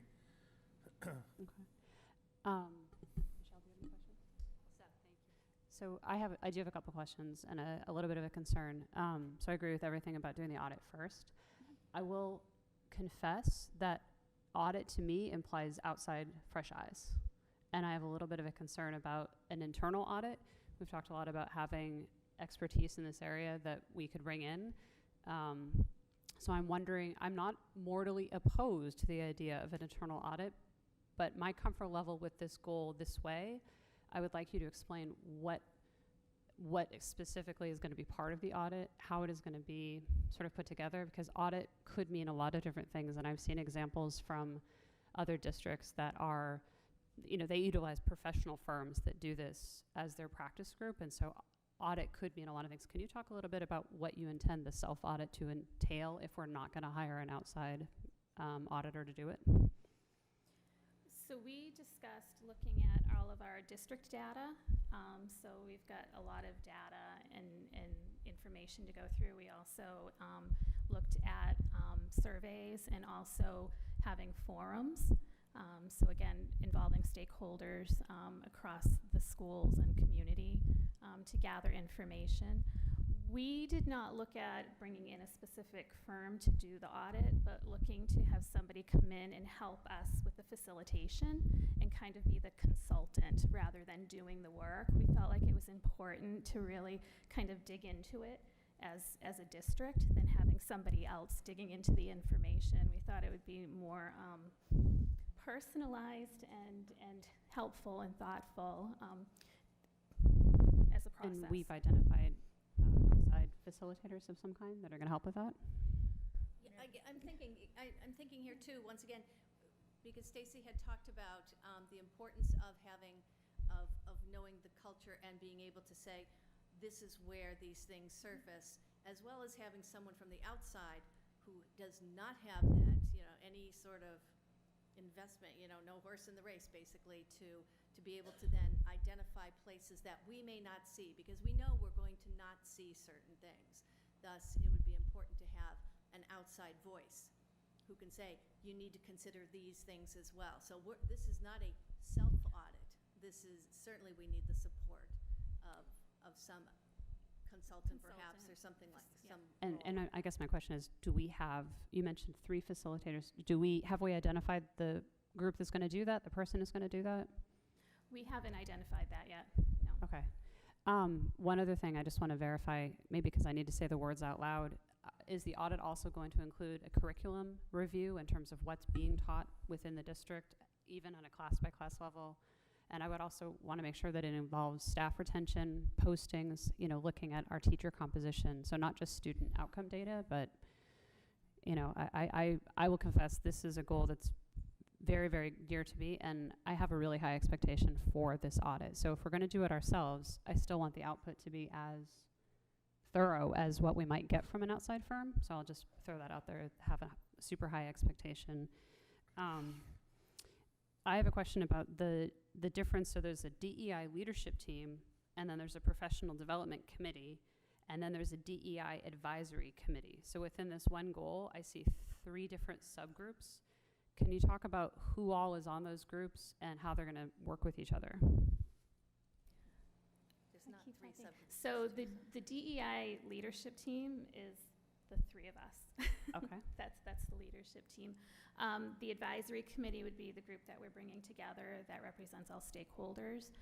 The professional development committee is a separate committee, but we want to be involved in the professional development committee process as they're starting to plan for next year, because we want to ensure that we're providing professional development to staff that is going to help us achieve our DEI goal and create more understanding and common language across our district. And if I can just add to that, so part of what we have built out this year and have worked with HWEA on is to have a professional development committee put in place that is a partnership between district administrators and teachers, planning out our in-service days, planning out our early release Wednesdays. And that is the group that will actually own the planning for professional development. So what we want to do is have the DEI team partnering with the professional development committee to say, this is one of our goals, this is the type of PD that we need to put in place, and work with them to ensure that that is part of the overall plan that gets put together. Okay. And I think that you'll find that the DEI work is threaded through the other goals. So while curriculum is being worked on, we'll be there also saying, as you're working through curriculum, each of the content areas, and I would think for NEASC as well, that the awareness and elevating the importance of that lens is going to be meaningful to the NEASC certification too. So it does thread itself through all avenues, I think. Yeah, well, that was going to be one of my other comments, was that and this also speaks to doing the audit and finishing it sooner than later, particularly as it pertains to the budget, because I could see an outcome of the auditing process that we need actual, a staff member who focuses on that. Districts have officers. Like, we might want to build that into the budget. There might be other trainings that come out of it. There might be other things. So I feel like I would like to see that done sooner than later, because it might have a budget implication. The other thing too, and this is just how we're framing it, and Ms. Livell, I'm really glad to hear you say it that way. One of the things that my observation is about this particular goal is that it's not, they use the language in the trainings, it's not a one and done, right? This isn't going to be the year of DEI, and then next year we forget about it. And we're like, oh, well, we did DEI last year, so we're done with that. I actually think this is a new permanent feature of our district, and it has to be in every single touch point, every communication, every piece of curriculum, every thought about where we're posting jobs and what we're posting them for, like every part of it integrated. So I just feel like there's a way to sort of, to me, this is the launching point, but it has to be built into every year operationally. And I attended the MASC training last week, and they had some amazing people speak, and the group in Framingham really had some amazing ideas about how they incorporate this into their district. But they really talked about, you have to invest in this, both time but also money. It's a recurring part of the budget. So as we're thinking about that, we need to think about what aspect of our operations are getting these DEI dollars year after year. I also thought it was fascinating vis-a-vis the teachers that they're negotiating their contract, and they're actually requiring DEI-focused PD as part of their union negotiation, which I thought was interesting, not just overall district, but like teacher by teacher, each teacher was going to be required to have something like 7 to 9 hours per year of substantiated DEI focused PD, and it was part of the contract. So there's a lot of interesting things moving out there. And if I could just, kind of follow this theme of the different goals being intertwined. The first goal, when we're talking about that strategic plan, we know when we're making major cultural change in an organization that takes time, right? So that I would anticipate that the audit that comes through and the action steps that are being developed, you're going to also see those showing up in our strategic plan. I'm just confused about the audit because I assumed that it was an outside firm. I did too. Doing it. So now you're saying that you're going to be working in conjunction. Is it going to be led by a firm or more someone that comes in and looks at the data with an outside eye? Because I completely assumed that it would just be led by an outside firm. So now I'm just looking for clarification on how you might work together. Right. We had conversation, but then in talking with another district who went through the process, they had an interesting take on the of choosing not to do a firm and doing it in district. For reasons we talked about, it kind of gives a more, you're digging into your information and kind of have a more close and personal touch versus a firm that's coming in from the outside. We talked about having somebody come in and support us in terms of helping to facilitate and consult with us, so we make sure it keeps us on the right track. We hadn't decided firm versus an outside consultant. We haven't dug that deep into it yet. Ultimately, it needs to be a partnership where we have a strong enough voice to be able to say, no, this is a problem here. The data may not show up, but we know it's a problem. Sometimes data, data depends on who's giving you the data. So I think that we need our lens in it, but we need someone who knows what they're doing, who knows the process, who knows the holes, who knows the blind spots, and that's why, I don't know who it is yet, personally, but it feels like we would have more ownership for it as well, frankly, if we're part of identifying the problems and then working with someone, what solutions can we come up with? And it's also more conversations with districts who have gone through the process. Again, I've had conversation with one district, and I know there's many more who are completing the process or finished a process and are moving to the next step. So we take in information from others as well. And I sometimes think that if you have an outside person coming in doing an audit, it feels like one and done. Audit's done. Here's your report. Here you go. But if we can include our community, if we can include our students and our staff and our, community members and parents, then it feels like we're owning it. And I think that that's just a consideration to throw out there. And it should also be a living document, so we should continuously be revisiting it and relooking at information. So again, rather than the one and done, it becomes a continuous process. So, go ahead. Go ahead, David. I've been through 2 DEI audits in different aspects of my life, and I'll speak first to the DEI audit that was done at City Year last year, excuse me, which actually ended up basically upending the entire leadership team at City Year Boston. And if you know anything about the program, it's about as progressive a program as you can get. Right, so the whole idea of a DEI audit is actually looking at the harsh truths that you really don't want to see and that you overlook on a daily basis, right? And that's really where the importance of actually having an outside auditor comes in. The second is the current DEI audit we're going in the school district that I work in, which is a far more diverse district than Hamilton-Wenham, and again, we pride ourselves on our inclusivity in that, and we are welcoming in open arms auditors into our classrooms to actually make sure that we are in fact, being inclusive in our daily teaching and curriculum. It's tough.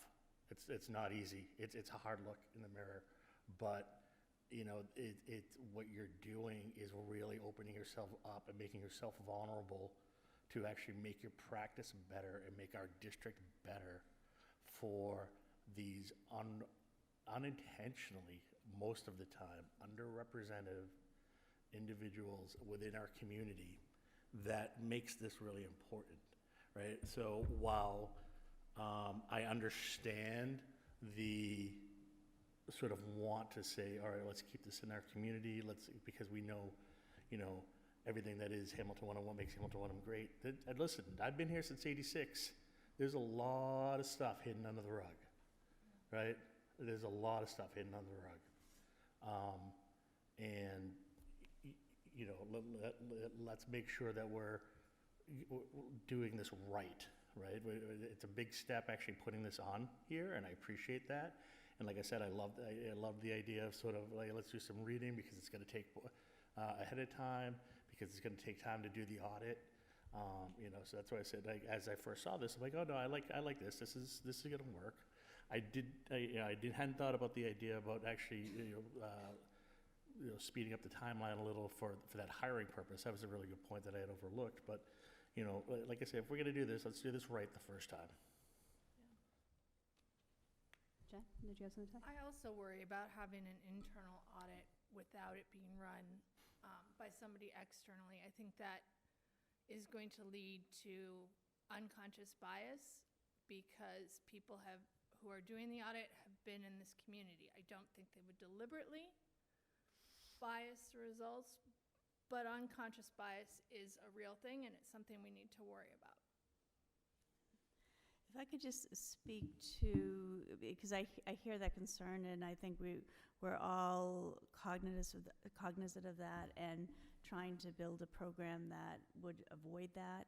So what I know in talking with our team is that there is a strong commitment to bringing that outside voice and that outside lens to this process, and a real desire to own the data and to be intricately involved in understanding what is here. And that if the audit is completely done by an outside organization, then they get really smart about what's happening, and not us. And so what we're trying to do here is to marry that, to have an outside consultant to protect against that worry and real concern about unintentional bias, and at the same time owning it and deeply understanding it ourselves. So that the attempt here is to kind of marry the two, if that helps at all. I think that's a very good goal. My concern with particularly this goal is that it doesn't have enough detail for us to know how that's going to work. So I would like it to have more detail and be a little more specific on how that's going to be planned out in order to have that give us the best possible outcome. I wonder if there would be a way, because part of the reality, and I don't want to speak for the team, but I know what we have on our plate, and that this is work that I know you'll be starting and spending more time on in as we move forward with our retreat and that kind of work. I wonder if we have something that right at the beginning of the school year we come to you with greater detail around, you know, who we would be working with in terms of a consultant. I'm a little bit worried that if we try to get you more detail right now, we would be rushing things. But I appreciate that it would be helpful to better understand exactly how the audit would be structured. So that's something that I would think at the beginning of the school year we would be prepared to give some more detail on. Does that make sense to the team? Yes. Yeah, so I think I have a couple thoughts. So, and I think everyone remember, I suggested an audit maybe in December with the idea that we might need to build it into the budget for this purpose. So while I'm, again, happy we're moving forward, I am a little bit frustrated that we're kind of right here, because I think what David just said really resonated with me, which is this is really the first time the district's going to take a hard internal look at this. I mean, zero disrespect to any of the three of you, but it's not truly independent. And as much as you might know that there's a pocket here and say, this is really a problem, even though the data doesn't show it, we all have blinders, and we might not see that there actually is a whole other problem that we are completely oblivious to. And I just don't think we can have it both ways. The other truly practical concern I have about this particular goal as it's structured is the other goals, the people who are the goal facilitators, it's sort of part of something they're already doing, right? Like Jen Clifford is going to be all about the curriculum and integrating it in. Like those goals are part of sort of regular work. I'm looking at the three of you. We have the director of counseling, we have the middle school vice principal, and we have the director of special education. Going into a fall where we know, as I've said, technical terms, the kids are all wackadoodle. So I'm a little bit concerned that we're tasking you with something crucially important while you're doing other things that are also crucially important. That's part of the reason why I really do think we need to devote a little bit more time and money to this to get some outside help, because I think that you're already, I mean, does any of you really have a lot of free time in your day? Like, I don't think that you have extra hours. And coming out of the pandemic, your particular roles as it relates to social emotional health and learning and catching up with special ed assessments and needs, like, I'm not sure that the three of you are the people I would say have a lot of extra bandwidth. So I also have just a practical concern that this is a really important goal for our district. And instead of giving it the time and resources it needs to really knock it out of the park, we're tasking three incredibly busy people to do something else that may not have the objectivity that's going to stand up to scrutiny. And I know that you know, all of us have biases. It's also part of the problem here is that we're going to go into this without having actually ever done the bias training ourselves, right? Like I'm glad that we got to the bottom of who's doing the audit, because it seems like all of us had a different understanding based on conversations. And the more we talk about this, the less comfortable I am with the structure of this goal. So I would like to say there are no people any better situated to facilitate this goal than the group that is over there. It's Stacy's job to make sure that all students are included throughout the district and that their needs are met. And it's Dr. Lazaro's job to make sure all students' mental, social, and emotional health for whatever they're going through is met.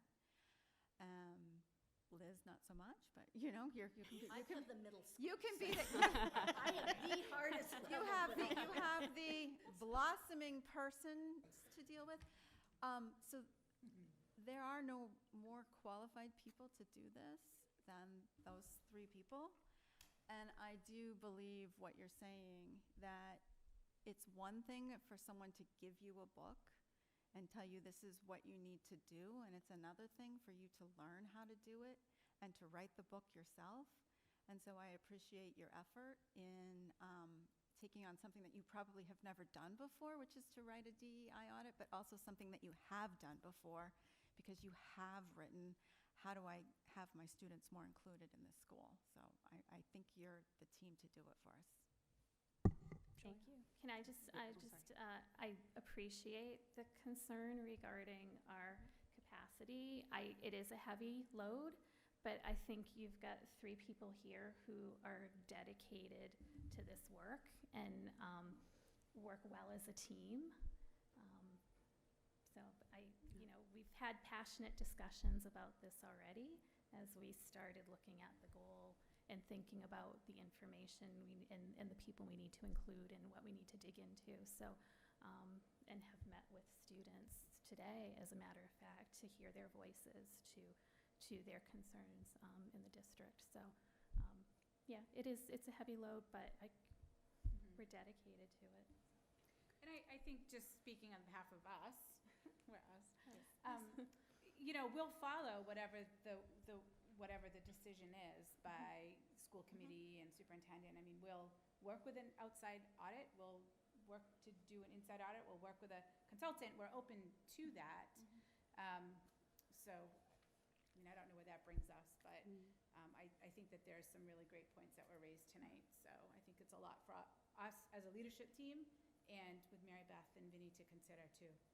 And I would have to think that there's got to be some middle ground where we have that outside consultant, but perhaps we're not actually maybe there's a middle ground where there are other people actually facilitating that audit, and then we're part of that analysis team. So I think there's a lot of space in between where, and it's certainly completely dependent upon what finances are available and what decisions you need to make around that. But, I mean, we just want to make it work right and get the best results we can. And also keep in mind, we're not the team. There's going to be a DEI team, and their work is going to be looking at the information and digging into it. And again, it's not just district people, it's community, students, staff that are going to be part of the process. Thank you for this work. We all know you can't turn an oil tanker on a dime. 10 months ago, this wasn't on any of our radars. And that now we are in June. We have a team together. We have goals, and we all understand they're not perfect, but everyone has flexibility and they're willing to work and change and listen. I think that's the most important thing, so then we can better serve our students moving forward. But we have to start, and this is a good start. So thank you for doing that. Thank you. Julia, did you have something else you want to say? Yes. So I'm so hung up on this. I love the middle ground idea. Because so what I am hearing is that you will facilitate the collection of data and the input from the community stakeholders and the DEI advisory committee with the help of some kind of outside consultant. So I know that's not specific in the goal, but that's what I actually had assumed was going to happen. I completely agree with you. If just some big firm swoops in, gives you a report, you're not very empowered. You don't have any skin in the game. But I definitely just want to reiterate to the committee, I really think it's important to have an outside person with eyes on this and to help you as well, facilitate the community forums or analyze the data, all of those kinds of things. So thank you so much for your work. I think it's really important.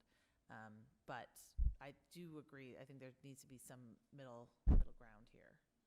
I'm not sure how we could write it into the If goal. I can make a suggestion and see if this helps to address the conversation. So, for example, under deliverables, right, it says the district will have completed an audit report. We could specifically note that that will be done in collaboration with an outside provider. So note that in both the deliverable and the action item where it says September 2021 to January, complete a DEI audit of the district using outside consulting services or something like that. So we indicate right within the goal that there will be an outside party as part of the audit. Does that make sense? That made me happy. Absolutely. That would make me feel better. Where does the funding from that come from? Where would the funding for that come from? We would look at a number of different places regarding that, depending on prepay of tuition would be one piece. We will have to go through and see if there is any way that we could put it under ESSER funding. And then the other possible place would be under professional development as a learning activity. So I see 3 potential pools of money for that. I know that Beverly hired their DE officer using ESSER funding. That was part of their press release. So there's And yeah, that thing that just rang in everybody's email is an email that I just shared out from my school about how we began our collaborative process with our consultants. So. Well, I think because there's so much emphasis on equity and recovery as coming out of the pandemic, I mean, this is at the heart of that. So I know I'm really new at this, but I'm channeling Michelle Bailey. I'm looking at the time and looking at the clock, and this has been a really great conversation, but we do have more things to do, so I don't want to cut anyone off because this is so crucial, but it is, I think, unless we have more questions about this goal, can we move on to goal number 4? Okay, thank you.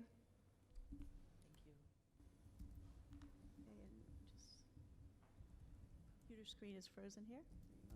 It's because we spent so much time talking about it, but it was so good. Okay, goal number 4, we're looking at improving our learning environments and preparing the district to address the facility issues that we have. And I'm going to ask our Director of Facilities and Operations, Tom Gary, to walk us through this particular goal and then answer any questions the committee might have. Sure, thank you. You'll notice some changes in what was presented to the committee the last rendition. So in the last version, it was labeled as a 5-year facilities master plan. You know, and upon reflection and deep thought on it, we have to be honest with ourselves that there's going to be multi-million-dollar investments needed. And I think by timing that at 5 years is not realistic when we're looking at long-range planning. You know, as the superintendent indicated, a lot of these goals are intertwined. I look at this goal here and the timeline associated with it to be intertwined with goal number 1. So when we're talking about a strategic plan for the district, we really need strategy around improving our facilities. So I timed a lot of these goals to coincide with that final delivery of the strategic plan in June, because I think this document, it can't be another one, you know, and I have my props, right? I have the facilities plan from 2010. I have the facilities plan from 2014 that I came into the office and I blew the dust off it and started reading it. And it can't be something that lives on a shelf. I think that it has to be a living document along with the strategic plan, so we are making sure that we're checking these boxes every single year.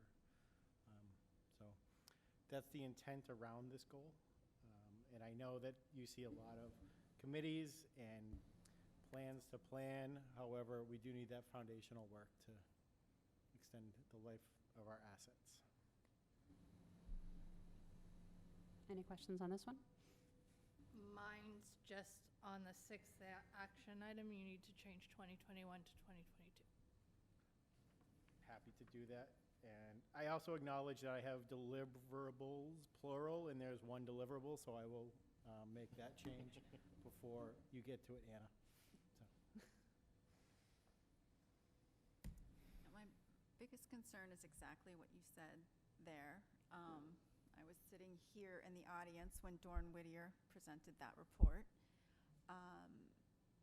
And what it said was that we could not fit our students within any 2 of the buildings, and that, you know, there would need to be construction done here at the Bucher was recommended, and also at one of the other schools.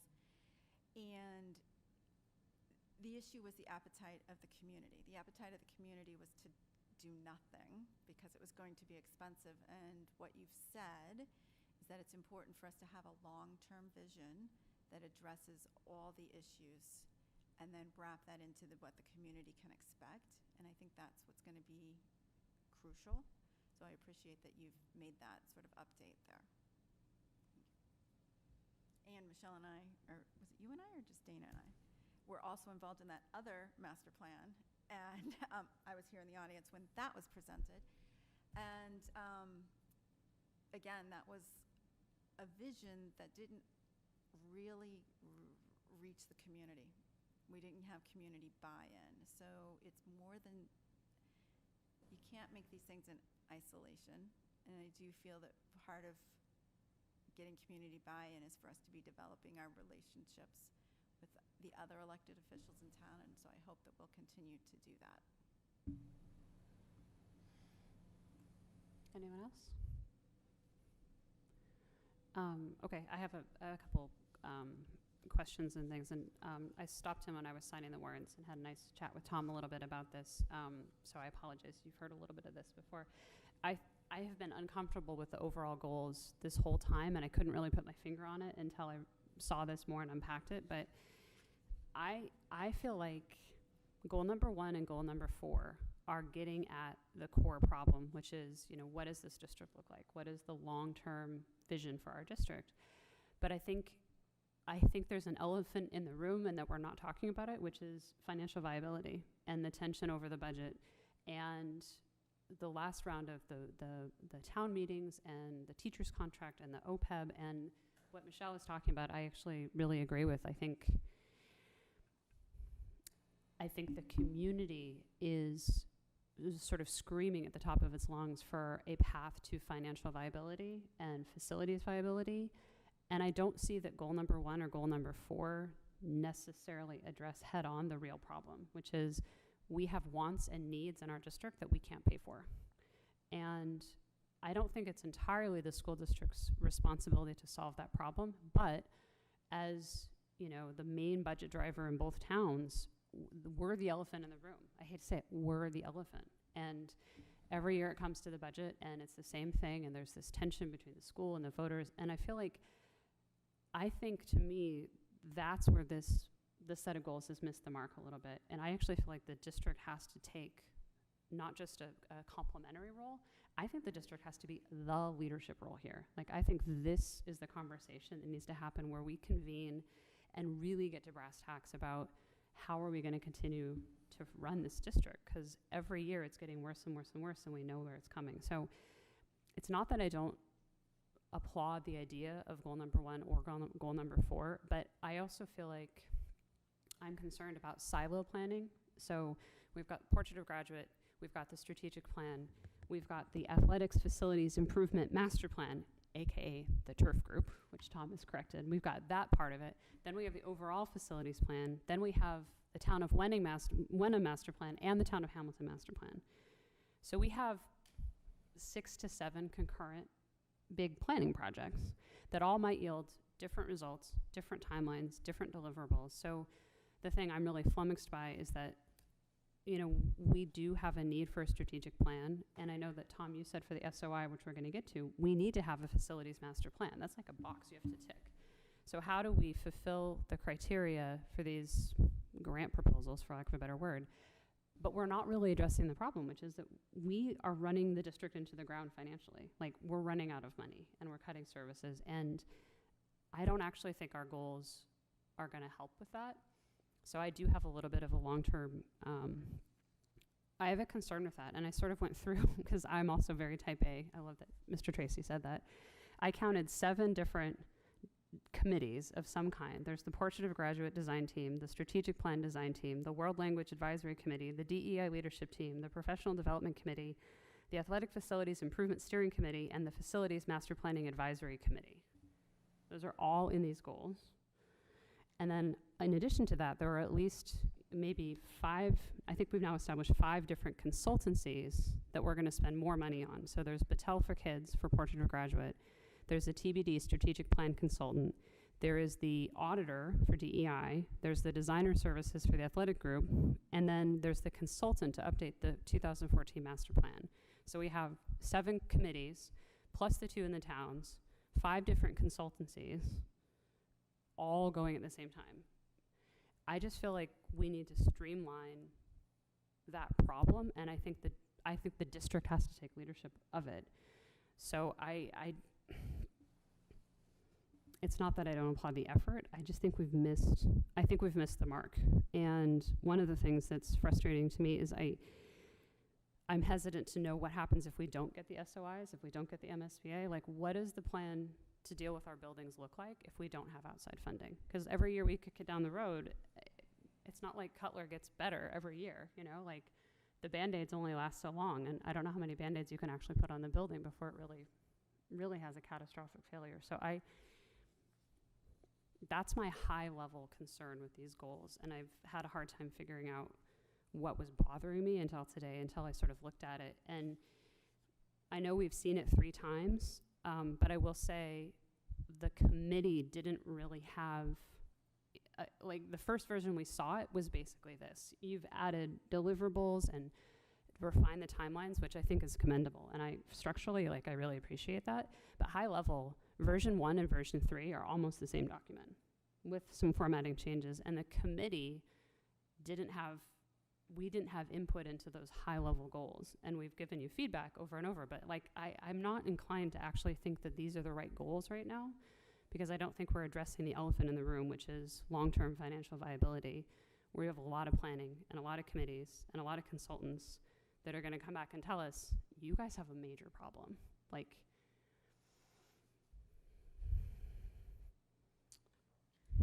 Anna, my question to you then would be, what do you think the goals should be? Because I actually agree with these goals entirely. And I feel that we are not running our district into the ground, and we are not financially unsustainable. We've had NEAS tell us that 10 or 15 years ago, and we've sort of addressed some of that, but what do you think the goals should be? Short-term goals, I would be interested in looking at an operational audit to see if we have short-term savings. And I think the main high-level goal is that the district drives a community-wide strategic facilities planning process, not 7 different groups in different places. One big conversation about what is the viable path for this district to remain solvent and operate its buildings without overtaxing the tax base. I would simplify the goals into a short-term, how can we find additional money? I have no problem with the with goal number 2. I actually think I love the additional detail about the learning goals. Like, I think you put a lot of work in there, and I appreciate that. We just talked DEI. You know, that part, I'm fine with those goals. But I think goal 1 and goal 4 are missing the big problem. So I would say short-term solution is we need to find more operational money anywhere we can. And longer term, we need to get the towns of Hamilton and Wenham and the regional school district to talk about how we're going to sustain these buildings, and not doing it in a piecemeal, multifaceted, like I said, parallel silo planning. Like, it's great that Wenham's planning, it's great that Hamilton's planning. If Wenham's process yields that they want to merge with Beverly, that will have a huge impact on this district. If Hamilton yields that they want to merge with Essex, that's a huge, like, there are some major structural things that could come out of that would absolutely change everything about how the district functions and the communities work. So I feel like we need to drive the bus because, again, we're the elephant. The district is the budget problem in both of these communities. Having been through this process for 6 years now, this is probably the most well thought out set of goals that I've seen in my time here. And I think it's a process of building up over those years, learning from our mistakes, and really seeking out our, what we really want to do to make long-term changes. Back when Mike was here, I used to sit in his office a lot, and you have this problem here in Hamilton-Wenham of having a really great district. And we used to just sit there, talk, and what's it going to take to go from good to great, right? Good to great. And everything I see on here are things that we had talked about at one point in time, right? And it's the years of work that it takes to get us here, right? And as far as sort of the, goal 4 stands, this is a lot of years' work in the making coming to fruition. When we first did, and I'll speak about it a little bit more in depth later, but when we first entered our first SOI a few years ago, we had every intention of not hearing anything back positive for about 6 or 7 years, I think was what we said, right? Knowing that it's a part of the process of going in and getting denied. Every year we get some notes back on what to do. Every year the buildings fall apart a little bit more, which makes your, move up the list a little bit more. What threw us for a loop is that we actually got like an interview in year 1, and so we thought we were a little bit closer than when we really were, but in reality, we're actually right where we had originally planned to be. I'm very active in the sports community in town, as are you, and there is a groundswell for some of these issues, that the iron's pretty hot on this right now, so it's really happening at a good time. I do think that, a lot of the parents groups, or parents around town, the different groups of parents, that, realized, the state of the facilities. Again, there's desks here with my name still carved in it from '86, and people realize that in order to sort of move up that next rung from top 10% to a top 10 school district, facilities is really probably the biggest thing holding us back. So there is that groundswell. You are correct, right? That there's just a lack of funding in these towns, and we're the big bite of that apple. But also in the past year, despite everything else that's been going on, I've never seen the other groups in town, both town, boards of selectmen, wanting to work in FinComs, not to leave anyone out, but really wanting to work together and actually solidifying our plans so we can go at this as a community, right? And really lay out how we're going to do all of this stuff. We're going to go through this year. We're going to realize we missed a couple things, and that's how we'll improve next year's goals. But, as a whole, I think I'm really happy where we are here. Obviously we could sit here and sort of pick apart everything right? Because we're a room full of very intelligent people, and this is an amalgam of all of our thoughts. And, and each one of us will probably do it differently individually. But, I think I hear you, right? I see you, and I want you to, and I know where you're coming from, but, and I do support you, but this is a really good plan.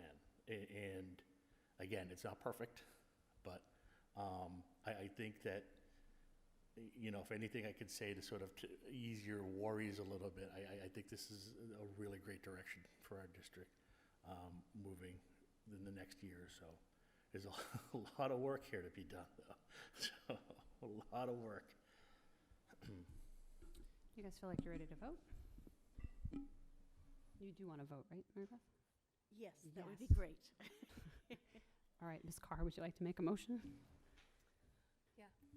I move that we approve the district goals as submitted on today's date with the changes that we've discussed. And just so that I can capture the changes, to be sure, so what I have, I would say that there are a couple of typos that will be addressed. Jen, if I can go back to the question that you were asking about the audit and the goal, I'm wondering, when I'm looking at the language by the end of 21-22, in a second read, that's actually connected with 2B. I see under the DEI audit in the deliverables, we do break out by December and then by the end of the school year.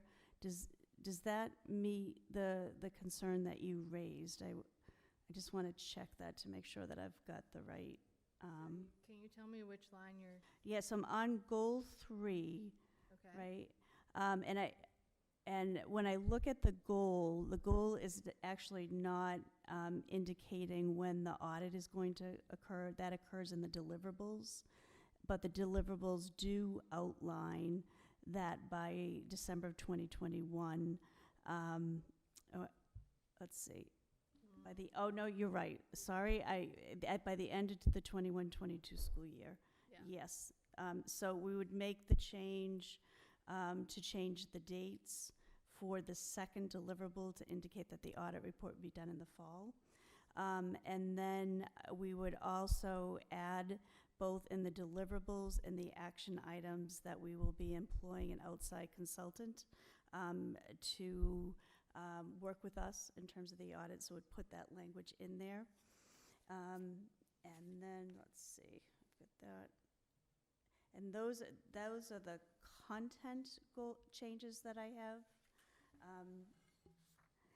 And so typos,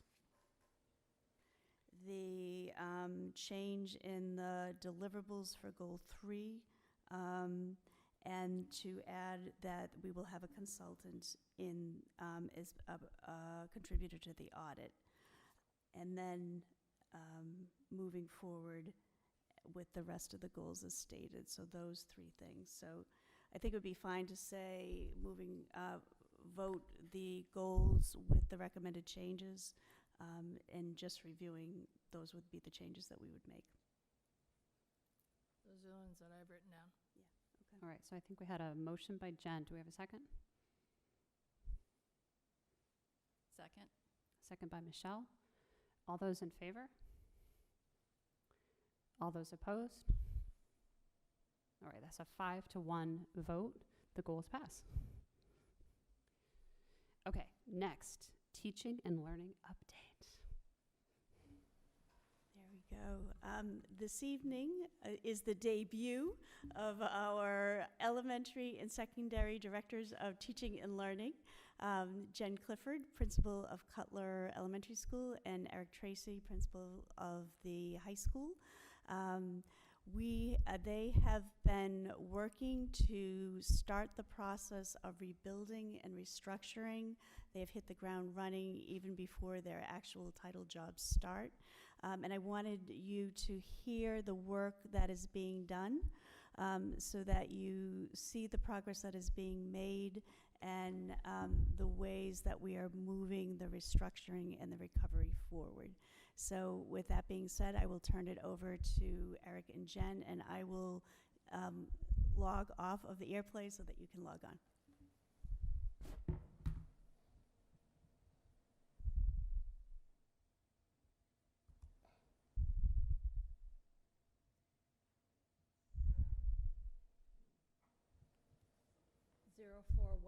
Thank you.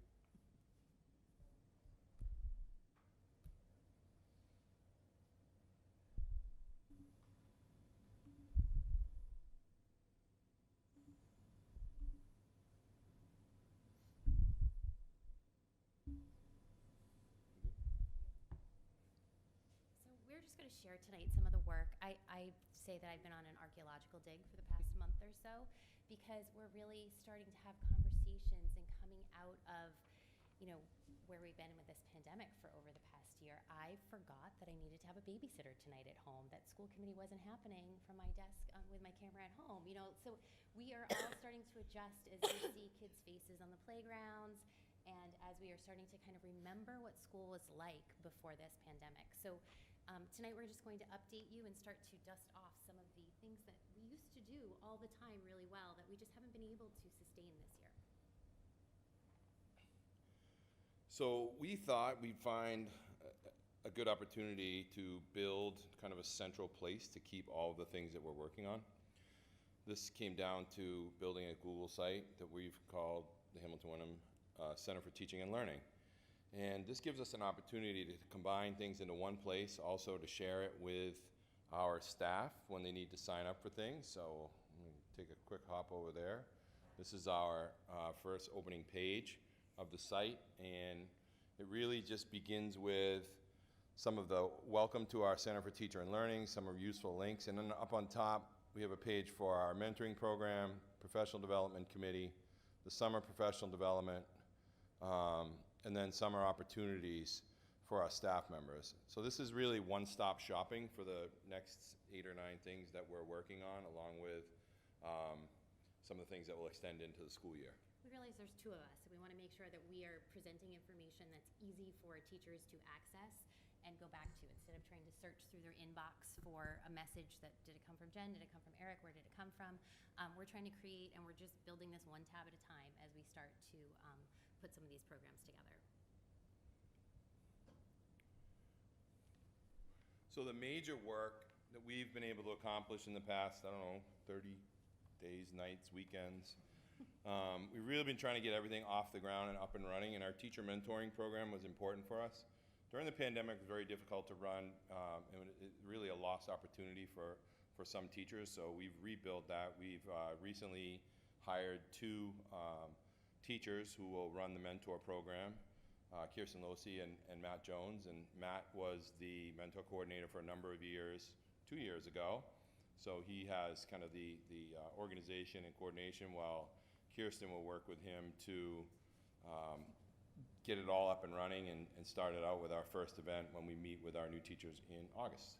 We've also been soliciting volunteers as teachers who would like to serve as mentors for new staff coming in, and we've got quite a list of teachers that are willing to serve in those roles.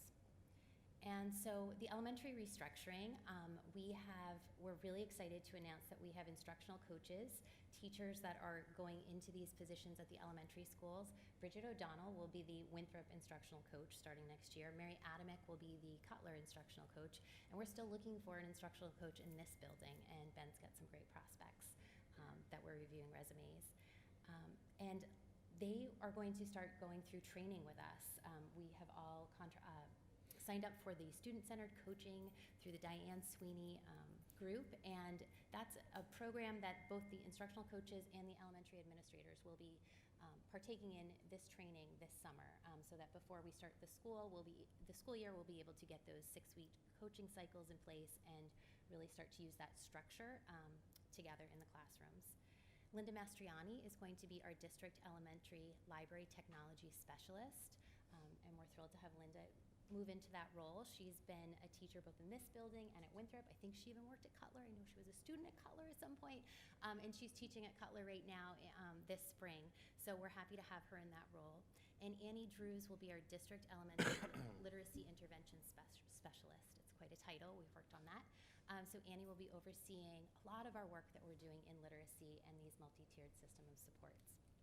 We're thrilled to have her in that position. And the teaching assistant roles that we are supplementing the elementary schools with, we have some fantastic candidates. We also are using some of our really trusted and valued teaching assistants who have been with us for a long time and already have great knowledge under their belts. They are going to be moving into some of those roles. So all of those pieces are coming into place, and at least once a day somebody says to me, I'm really starting to get excited about next year. And that's, again, something none of us have felt for the past year. We haven't been excited about a lot of things that have been happening, but we're starting to see some momentum and starting to see these pieces come together. Moving on, we recently launched the Professional Development Committee. We've reached out, and we currently have 17 people who have requested to be involved. As you may know, there was a process that was recently negotiated with the HWA, and they will select some of the individuals from each school, along with the principals also selecting in conjunction with the HWA.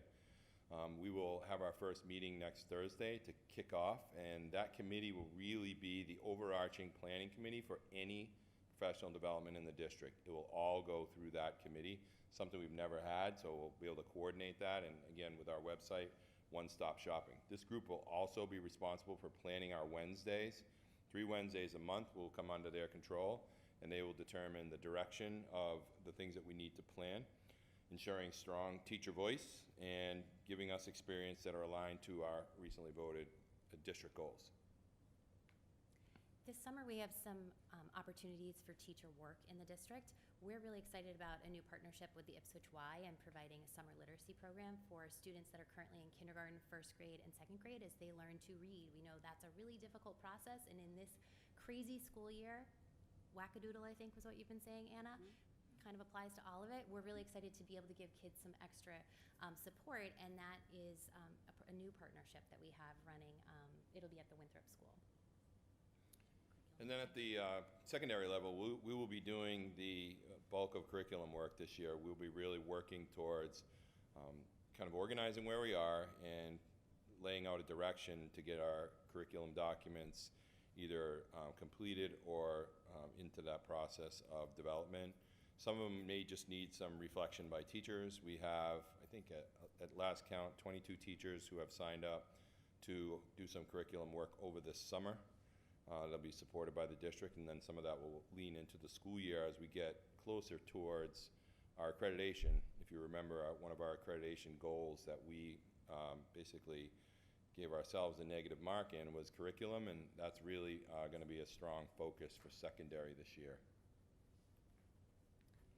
For summer professional development, we're bringing back some of our really foundational pieces of professional development that we want to make sure that all of our teachers have access to. And we weren't able to do that last summer. So responsive classroom is something that we have a number of classroom teachers who have already been trained in the elementary core class, and those that have not had that opportunity will be are able to sign up for that this summer. There's even at least 1 or 2 teachers taking the elementary advanced class. And that's a program that has been part of this district since before I came here 15 years ago. So that's a long-standing philosophy that we have in our elementary classrooms. We also try to make sure that every classroom teacher has been able to take the Implementing Investigations 3 training, which is to support our math program. So really being able to understand the core components of our math curriculum and how to best implement that program within a classroom. So we have a number of teachers who might be moving grade levels, or some of our new staff coming into the district will be able to take part in that training this summer.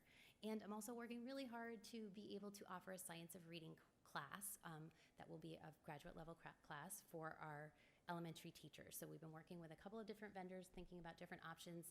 There'll be training available for our literacy teaching assistants, as well as all of our classroom teachers who'd like to partake in that training. I already talked a little bit about that student-centered coaching coursework. I think we forgot to put on this list, Skillful Teacher, Yes. which is, you want to talk about that? Yeah, the Skillful Teacher is something that we run for our second-year teachers. It's so that it's really the gold standard of teaching courses. Run by Revis Associates. We usually have it in the summertime, just before our first-year teachers begin their second year. This gives us all kind of a common language, common understanding of expectations, and really aligns well with our teacher evaluation system. Some of the other things we'll be doing, Craig and Liz will be running the PBIS. They'll continue it, actually. This is, I think, year 3, and finally finishing up with the training with the group and planning.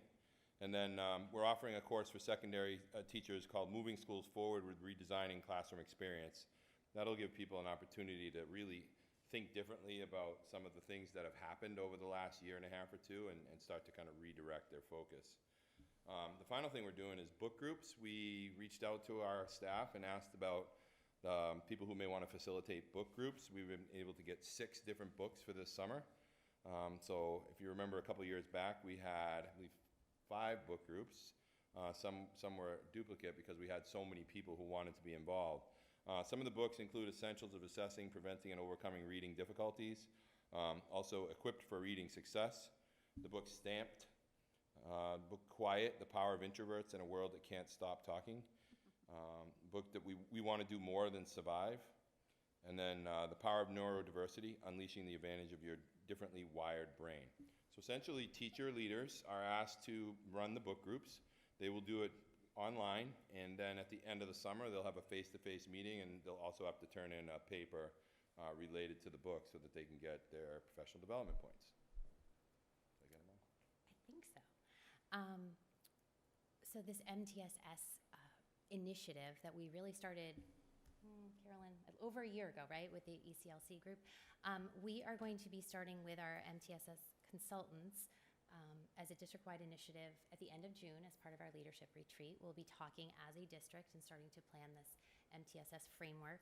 But in August, we have set aside 2 full days for our smaller group, our elementary focus group, to come together and start to plan out this framework so we can put some of these pieces in place as we start the school year.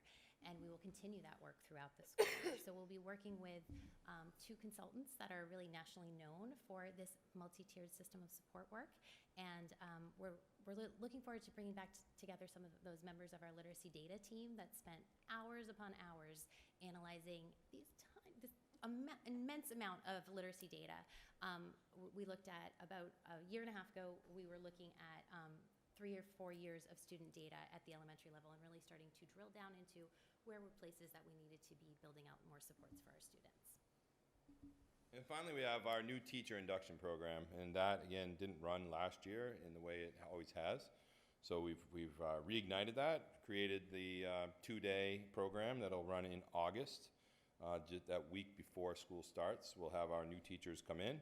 They will go through a process of being inducted into the district. They'll also be able to kind of get connected with our technology people, meet some of the people in the district.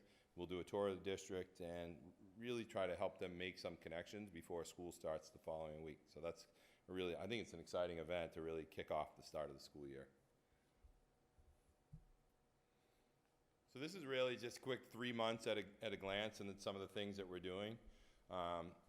We just wanted to put that in there so you had it as kind of a quick look to see what's happening in June, what's happening in July, and then in August.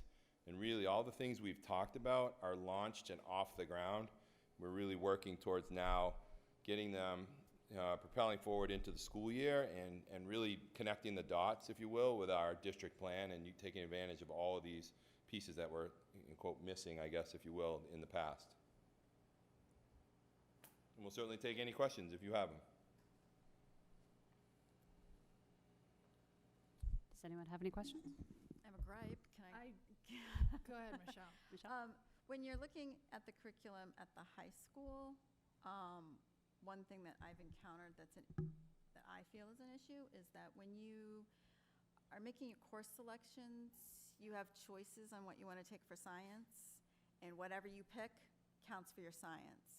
You have choices about what you want to pick for math, and whatever you pick counts for your math. You have choices about what you pick for your social studies, but only very specific courses count for your graduation. And that just doesn't seem right to me. So I'm curious if you could look at how that curriculum might map out so that students actually have choice instead of what appears to be choice but is not. Sure. The unusual part of the social studies and history curriculum at the high school level is these are required courses by the state. So we're really locked into those first 3 years. Those are the expectations of the state. And one of the things the states really drag their feet on is coming up with an agreed upon history frameworks that we can kind of move forward with. And our teachers are really consistent about keeping up with it and trying to keep up with the changes. And then they shift gears, and then they're going to offer a test. As you know, maybe a standardized test coming out next year, but then it's not. So it's really kind of always a moving target. And one of the things I think Kristen Borges is really good at is staying connected to what's happening at the state level, but also those first 3 courses are written in as required by the state. Yeah, but then you allow humanities to count. So then there's a rule that doesn't apply to something else. And it just Well, actually, humanities is the 11th grade class mixed with an 11th grade English class. Because they both meld well together, it's an easy fit if you look at each of the curricula. It's just my gripe. I'm just going to say that's my gripe. It doesn't make sense to me that you could have to take AP U.S. history at the same time you're taking world history. It makes no sense to me.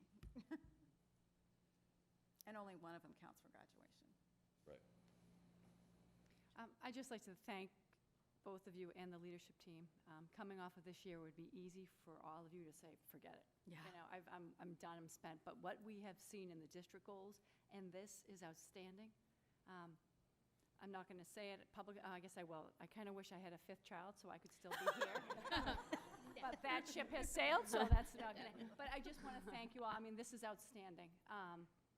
And I'm really excited. I think, David, you said that earlier, that you've never seen district goals in your 6 years on the committee that rival these. And just I love the teamwork. I love the collaboration and what you see, the hope you have for the future for our district. So thank you. And keep going. Keep pushing forward. Thank you. I've had parents who have kids with reading issues contact me and ask me what's going to happen next year.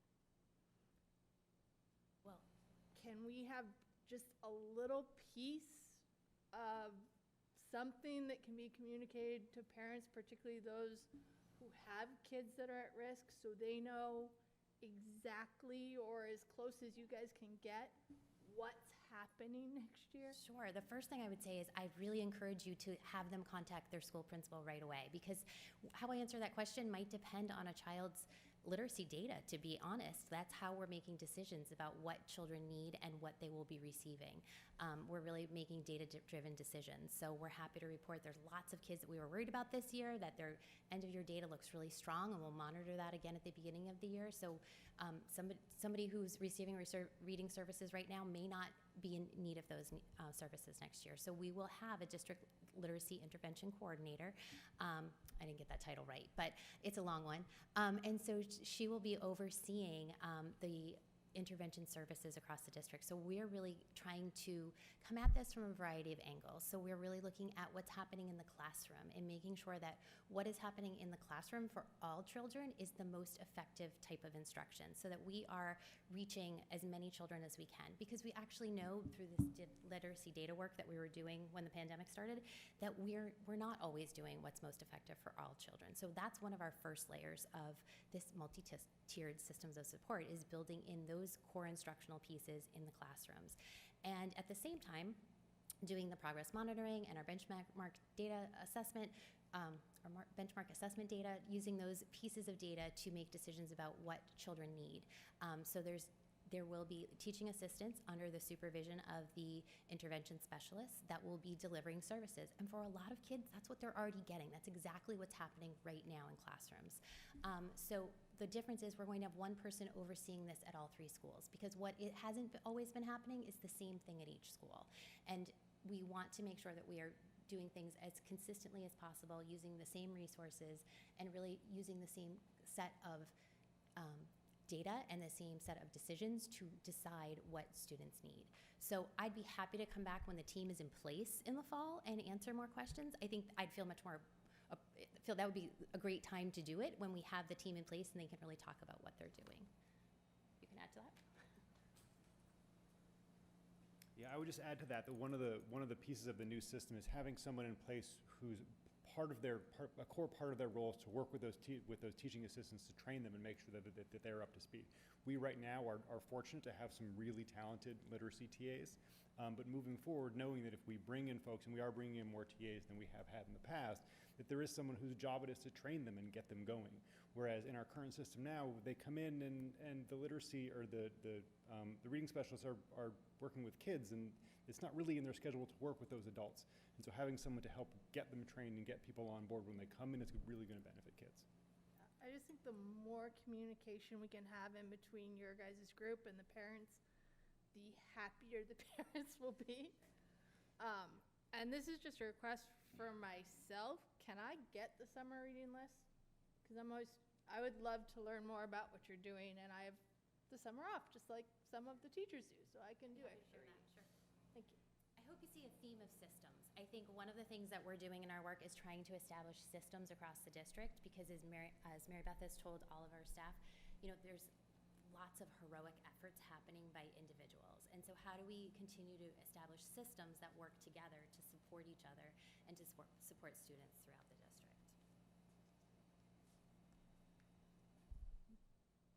Anyone else? No? If I could just recognize too, the efforts and the work that you see, Jen and Eric have been working on this, like I think you said, about 30 or 40 days. And what they've been able to pull together with support of their fellow teammates has been pretty remarkable. And I really am looking forward to the work that will get accomplished next year under their leadership. And I just wanted to sort of echo what Michelle was saying. I think, I know, Jed, you said you were nervous, but I don't know why you were nervous. This is really great, and I can see the bones of something really beautiful happening here, and I think it's really helpful that the two of you individually have so much history. You sort of really do, and I think you're known entities to people, so I feel like this, I see a lot of, not customization, because as you said, it's a system, and you're linking back to DESE and other standards and whatnot, but it feels like it's really something that was meant for our staff in a purposeful, intentional way. So I don't know if it was that intentional, but it feels like it. Like you were really thinking, what can we do to help our staff right now in this moment, which I think is a testament to how well you know the staff, it seems like. I guess one question I have is, has this been launched to the teachers, and what is their initial take on it? Because it looks kind of good to me, but I'm not a teacher. I'm not trying to use it. And, it's very pretty. I like the aesthetics of it. What do the teachers actually think? I was really nervous to launch this to the teachers. First, I'll say thank you to Tom, who helped us get this off the ground initially and build the framework. But I shared it with my staff today and instantly had people texting me and coming in my office saying, oh my goodness, this is exactly what I need, somewhere to go to find this information. And I shared it out to the principals. I don't know if they had a chance to share it with their staff and get any reaction, but we're also open to what teachers need and how those little tabs at the top, we'll just keep building as we start to get these initiatives off the ground. And the people we've shared with, or people we've even got information from, really have helped us to drive this. One-stop shopping, getting that information in the hands of people. They got one place to go, and realistically, you can sign up for any of our committees right on that site. You can join a book group on that site. You can get your professional development stuff taken care of right on that site. So it'll be an open and transparent place for professional development committee work, and I think that's important, to be out there in everybody's face so that people can really say, hey, what's going on with the professional development committee and how did these things get planned and why? So the transparency piece, I think, is important, so we wanted to keep it simple, kind of a one-stop shop, and then also to really try to meet as many needs as possible. Good job. Great. Anything else on that? And could I invite our principals, who I know have to be in the buildings first thing tomorrow morning, to head home at this point? Fine. Okay. Does anyone in the committee want to take a break? Are we good to keep going? 5-minute break? I would like to take a break, and I'd like to evaluate the rest of the agenda since we're over an hour behind. So, would like to take a break. 5 minutes? Yeah. Okay, why don't we take a 5-minute recess, and then we'll pick back up where we left off at the SOI. So that's it's 9:20 now, so let's say 9:25.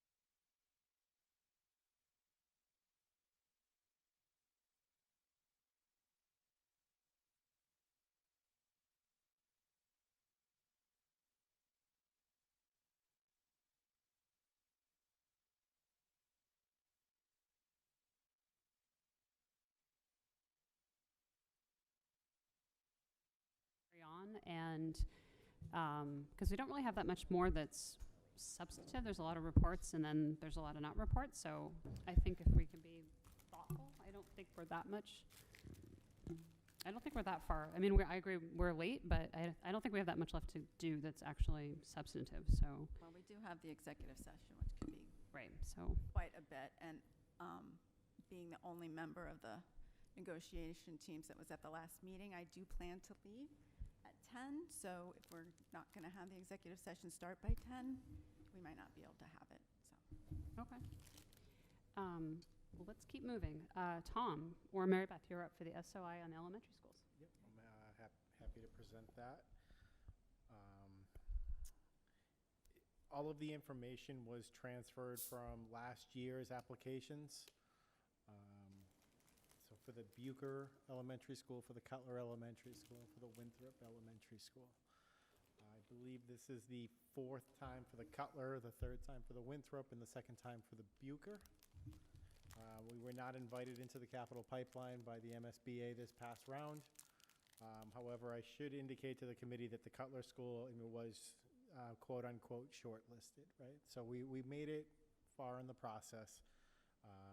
So, yet again, this is our next application. So in your packets, you do have a copy. I acknowledge that there are some typos. I'm not sure if it was just a matter of carrying it over last year's data within the system, dropped a number here and there, but the substantial information shall remain the same. I'll comb through before hitting the submit button and correct any typos that may need to be corrected. As another exhibit is the vote language, and I apologize to whoever is going to make the motion, but we do need 3 separate motions for all 3 statements of interest for the elementary schools. Okay. Jen, do you want to start by making the first motion?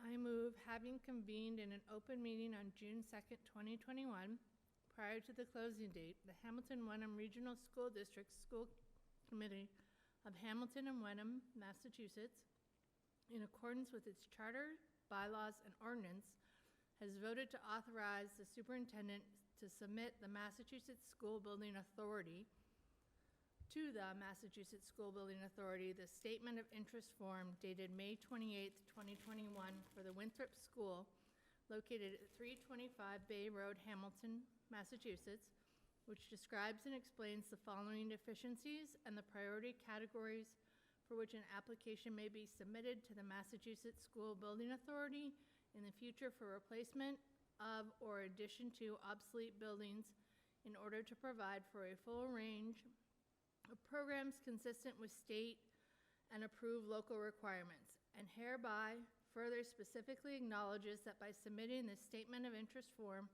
the Massachusetts School Building Authority in no way guarantees the acceptance or the approval of an application, the awarding of a grant, or any other funding commitment from the Massachusetts School Building Authority, or commits the Hamilton-Wenham Regional School District to filing an application for funding with the Massachusetts School Building Authority. Do we have a second? Second. All right. Any discussion? Yeah, Tom, I think, I know we've been voting on this, right? I don't think the community understands that we've been voting to submit a request to replace all 3 elementary schools.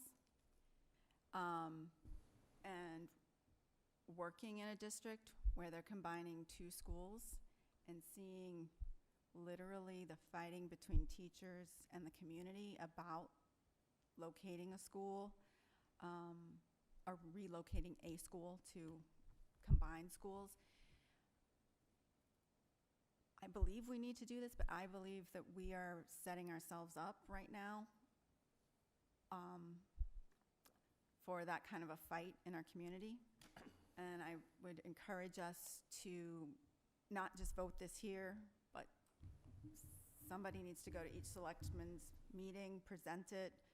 Somebody needs to go to the friends groups, present it, because we don't want to be like Ipswich and get the promise of the money and then lose it because we can't get our act together to figure out what our plan is. So if we approve this tonight, we need to be thinking about a full court press information plan, because someday we're going to get accepted, and that's going to be kind of too late to be letting people know what we've been doing. So, Sure. If I can give you a little bit of comfort in the process, so. oh, I know it's years, but No, but even aside from the timeline, what we're doing here tonight is approving like the interest in the process, right? So we're not committing that, we didn't even apply that, hey, we want to consolidate buildings or we want to build a new building. We're asking to be invited into the process, right? And through the feasibility process, if you're invited, that's when you go through the preferred options, right? So maybe it is consolidation of facilities. Maybe it's keeping all 3 facilities and doing renovations. Maybe it's an addition at one building and renovation at one. So through the feasibility process, that's where that gets shaken out. So with this application, we made no commitments to consolidation. And I think I even referenced it in one of the things, that there's no definitive plan to consolidate on the books right now. So I hope that gives anybody watching if we're not going to consolidate, I don't support it, because in my opinion, one of the problems with keeping our district financially feasible is we have too many buildings. You know, if you look at Ipswich, they have this similar enrollment. They have 2 less buildings. They're much more efficient in the way they spend their money. So. Any other comments before we vote on this one? Okay, so we have a motion, second. All those in favor? All right, that's unanimous. All right, Jen. Okay. Second verse, same as the first. I move, having convened in an open meeting on June 2nd, 2021, prior to the closing date, the Hamilton-Wenham Regional School District School Committee of Hamilton and Wenham, Massachusetts, in accordance with its charter, bylaws, and ordinances, has voted to authorize the superintendent to submit to the Massachusetts School Building Authority the Statement of Interest Form dated May 28th, 2021, for the Cutler School located at 237 Asbury Street, Hamilton, Massachusetts, which describes and explains the following deficiencies and the priority categories for which an application may be submitted to the Massachusetts School Building Authority in the future for replacement of or addition to obsolete buildings in order to provide for a full range of programs consistent with state and approved local requirements. And hereby further specifically acknowledges that by submitting this statement of interest form, the Massachusetts School Building Authority in no way guarantees the acceptance or the approval of an application, the awarding of a grant, or any other funding commitment from the Massachusetts School Building Authority, or commits the Hamilton-Wenham Regional School District to filing an application for funding with the Massachusetts School Building Authority. Do we have a second? Second. Any discussion? Benny, do we have any outstanding debt related to the MSBA on Cutler? Like, if all of our projects that we've funded through the MSBA? Yeah, they're over. They are over. Correct, So only Winthrop currently has those. We aren't receiving any MSBA reimbursements currently. We would have already received them when the project was completed. Correct, but if we were to dismantle those buildings, do we not have to pay them back? Yes, it's both Cutler and Winthrop. Both Cutler and Winthrop, thank you. All right, any other discussion? All right, all those in favor? It's unanimous again. All right, Ms. Carr. I propose, having convened in an open meeting on June 2nd, 2021, prior to the closing date, the Hamilton-Wenham Regional School District School Committee of Hamilton and Wenham, Massachusetts, in accordance with its charter, bylaws, and ordinances, has voted to authorize the superintendent to submit to the Massachusetts School Building Authority the statement of interest form dated May 28th, 2021, for the Bessie Bucher School located at 1 School Street, Wenham, Massachusetts, which describes and explains the following deficiencies and the priority categories for which an application may be submitted to the Massachusetts School Building Authority in the future for replacement of or addition to obsolete buildings in order to provide for a full range of programs consistent with state and approved local requirements, and hereby further specifically acknowledges that by submitting this statement of interest form, the Massachusetts School Building Authority in no way guarantees the acceptance or the approval of an application, the awarding of a grant, or any other funding commitment from the Massachusetts School Building Authority, or commits the Hamilton-Wenham Regional School District to filing an application for funding with the Massachusetts School Building Authority. Do I have a second? Second. Second by Julia. Any discussion on this one? Tom, can you clarify what year this building was built? Not this, but that?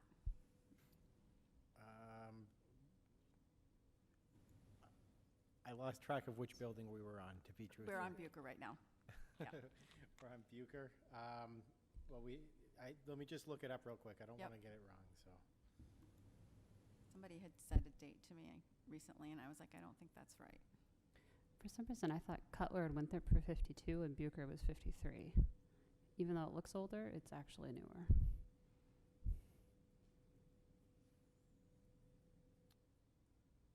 I wanted to say it was 59, but I don't have it handy. Okay, thank you. Second. Any other discussion? Okay, all those in favor? Okay, it's once again unanimous.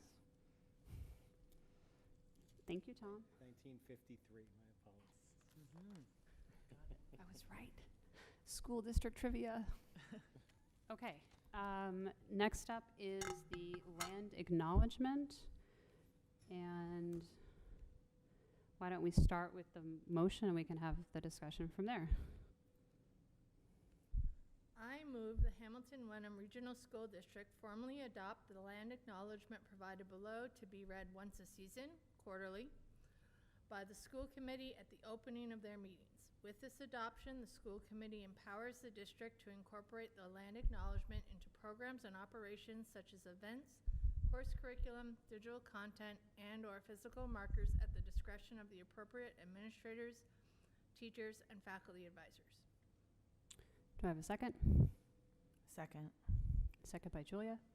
Any discussion? Julia?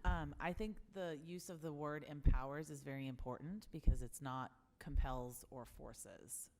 So I just wanted to draw that Okay. clarification. Empowers the school district. Today, well, I guess first I'm going to move to table this until we can get more information about it. I feel that we received a packet of information that I have not been able to read, that I would like the opportunity to read. Okay, there's been a motion to table, which I don't think requires a second. All those in favor of tabling this? 3 votes to table. All those opposed to tabling? 3 votes opposed. The motion fails. Any further discussion? In regards to the specific statement, today I was told that the Hamilton, what do you call that guy? The lawyer counsel specifically told them that the first line was not a good idea. So I would ask that we strike the first line. Can you give me more detail on that, Michelle? Why is it not a good idea? I can tell you what the lawyer said. That would be perfect. Thank you. Who is this, the council for the town? Hamilton, town of Hamilton.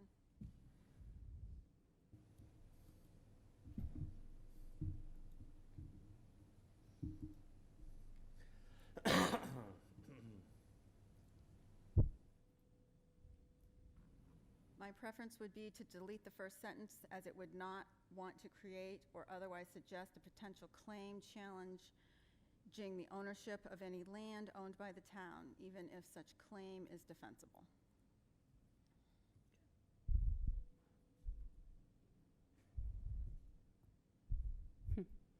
Okay. Any other discussion?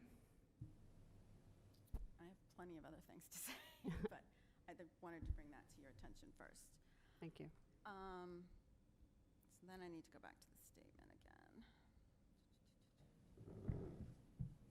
I just want to say, as a school board, our job is to make sure that our children are being educated well. And this land acknowledgement, for me, it's strictly, in my opinion, performative. There's nothing that ties this back to the education of our children.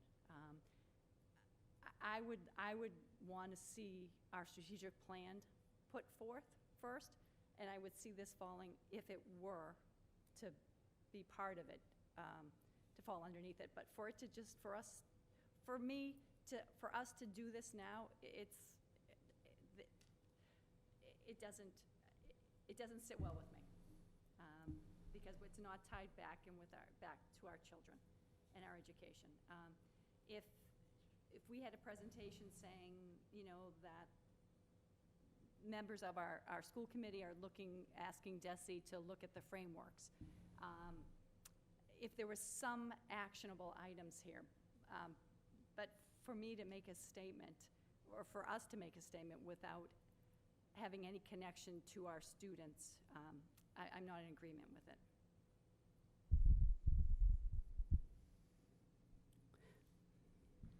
My other issue, well, two other issues, and they're sort of the same thing, is that both the town of Hamilton and the town of Wenham have received a request such as this, and they have not yet supported this.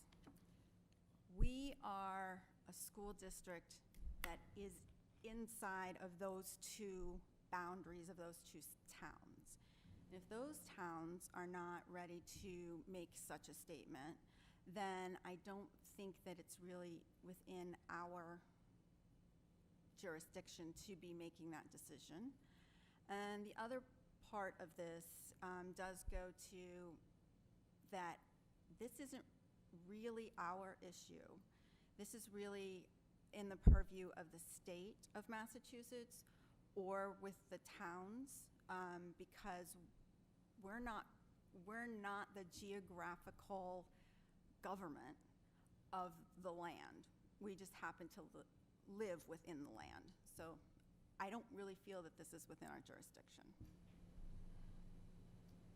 I would like to say, I think this is an educational issue, and I think this is something our kids need to be aware of.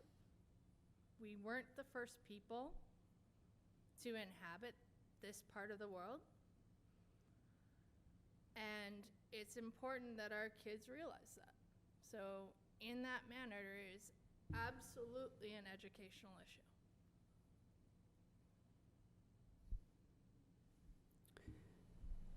I'll go next. I feel like I actually think what's good about this as a starting point is it is the beginning of an educational process.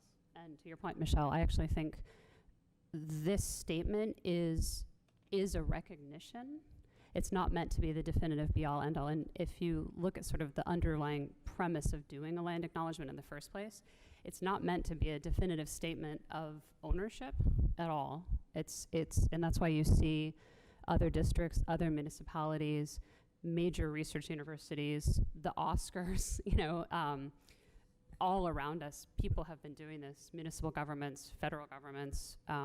In Canada, Australia, New Zealand, it's very commonplace. So and even more so in other parts of the country. So I think one thing it's important to note is this is not meant to be a legally definitive statement of ownership. It's a statement about history. It's a statement about land stewardship. It's an acknowledgement, as Jen said, that people have come before us. So I think that's important. It's not a legal statement. It's a statement of sort of respect and recognition. And I do actually think it is a launching point for that curriculum. So, you know, the history of Indigenous communities and peoples in our area absolutely is a curriculum issue. And I feel like that's a huge part of something we could build on in terms of a DEI practice. So this is really just as us as a district, again, sort of using that power of government speech to say we acknowledge that other people have lived here before us. And based on the research that I actually feel quite comfortable with going through and understanding the sources. And I think if you go back to the original proposal we received from the Social Justice Club and all that went into that, there's been a lot of information about understanding why a particular tribe is being mentioned and not others and how they all fit together. And in preparation for tonight's vote, the SGC went back and sort of put in some additional clarifying information about how the various groups relate to each other. So I'm quite comfortable with all of that. And I feel like this is sort of akin to this is one step towards healing and recognizing that other people came before us. They lived on the land for more than 10,000 years. And what's interesting, it's not part of this, but the Bull Brook archaeological site up in Ipswich is one of the oldest sort of archaeological sites in North America that's been definitively proven to show that there was human activity in this immediate area going back 10,000 years. So, you know, to me, there's so many launching points for curriculum. To me, this is step one of a much larger process to avoid it being performative. I agree with you, Michelle. Like, if this is all that ever happened, that would be wrong. But that's not the way land acknowledgements are intended to be offered. It's a statement of the governmental body, and then with this language, it could be incorporated into district operations at the discretion of the building administrator. So I've been in support from the beginning, and I feel like personally we've landed in a pretty reasonable place. And I'm fully in support of this, and I don't have any of those legal reservations. Partly just because of the precedent of other communities and school districts and places like Harvard and MIT doing it. You know, I feel quite comfortable that they've also vetted it, and we're not breaking new ground here. This is something that's been going on for a while. Can I just, I don't mean to be a jerk, but you're saying that in Ipswich, if there was first people that lived there 10,000 years ago, so what's to say that the indigenous people that we are acknowledging did not take the land from the people 10,000 years ago? So is it, I mean, it's just, I just have a hard time with this right now. And another question I have is, did anybody reach out to any descendants of the indigenous people in this area and ask them? I know my neighbor next door at Accord is a descendant of indigenous person. Has anyone reached out to her? I just feel like, make it real. I can answer that question. That's where Everett initially began, by reaching out to the Massachusetts tribe for that exact question, to say who are the logical descendants here, and researching it. So I think the answer to that question, in my opinion, is yes, because they spoke to the tribe. In Hamilton and Wenham. The statement from the Massachusetts tribe is clear that Hamilton and Wenham are part of the historical ancestral jurisdiction, so to speak, of the Massachusetts tribal nation. So within that, again, this is where the diagram is really helpful, that Massachusetts nation was sort of the governing overall body for people all over Massachusetts, but in this area specifically, what research has shown, what we believe to be true, to your point, you know, you have to have some faith in sort of resources and research, that the Pawtucket were a band of the Massachusetts, the Agawam people were a band of the Pawtucket. Therefore, in terms of hierarchy of acknowledging, you acknowledge the highest tribal authority, which is the Massachusetts nation. So that's where that's coming from. That's that clarifying diagram that was added. I just wish on a local level someone had reached out to a descendant of a person that lived in this area. Our neighbors from Gloucester. I need to have it local. And I understand But what you're saying. to ask what, though? How do they feel? how do they feel as a descendant of an Indigenous person? How do you feel? I know, but like if I asked one gay person how they feel about hanging the flag and they said they didn't like it, I would still do it because it was the right thing to do. So I think, I mean, we don't want to tokenize people either. Correct, but I feel that you need to hear what's around you too. This is Hamilton and Wenham, and this is particular to our schools. So I think it's important to hear from people that are in Hamilton and Wenham, that are descendant of Indigenous people, what they think of it. And I don't know, I never asked her opinion of what she thinks of it, but I just feel that, you know, I wish that we had heard from people who are descendants of the Indigenous people that are in this area. You mean specifically in this town? Because that's what I thought Everett and the Social Justice Club had done.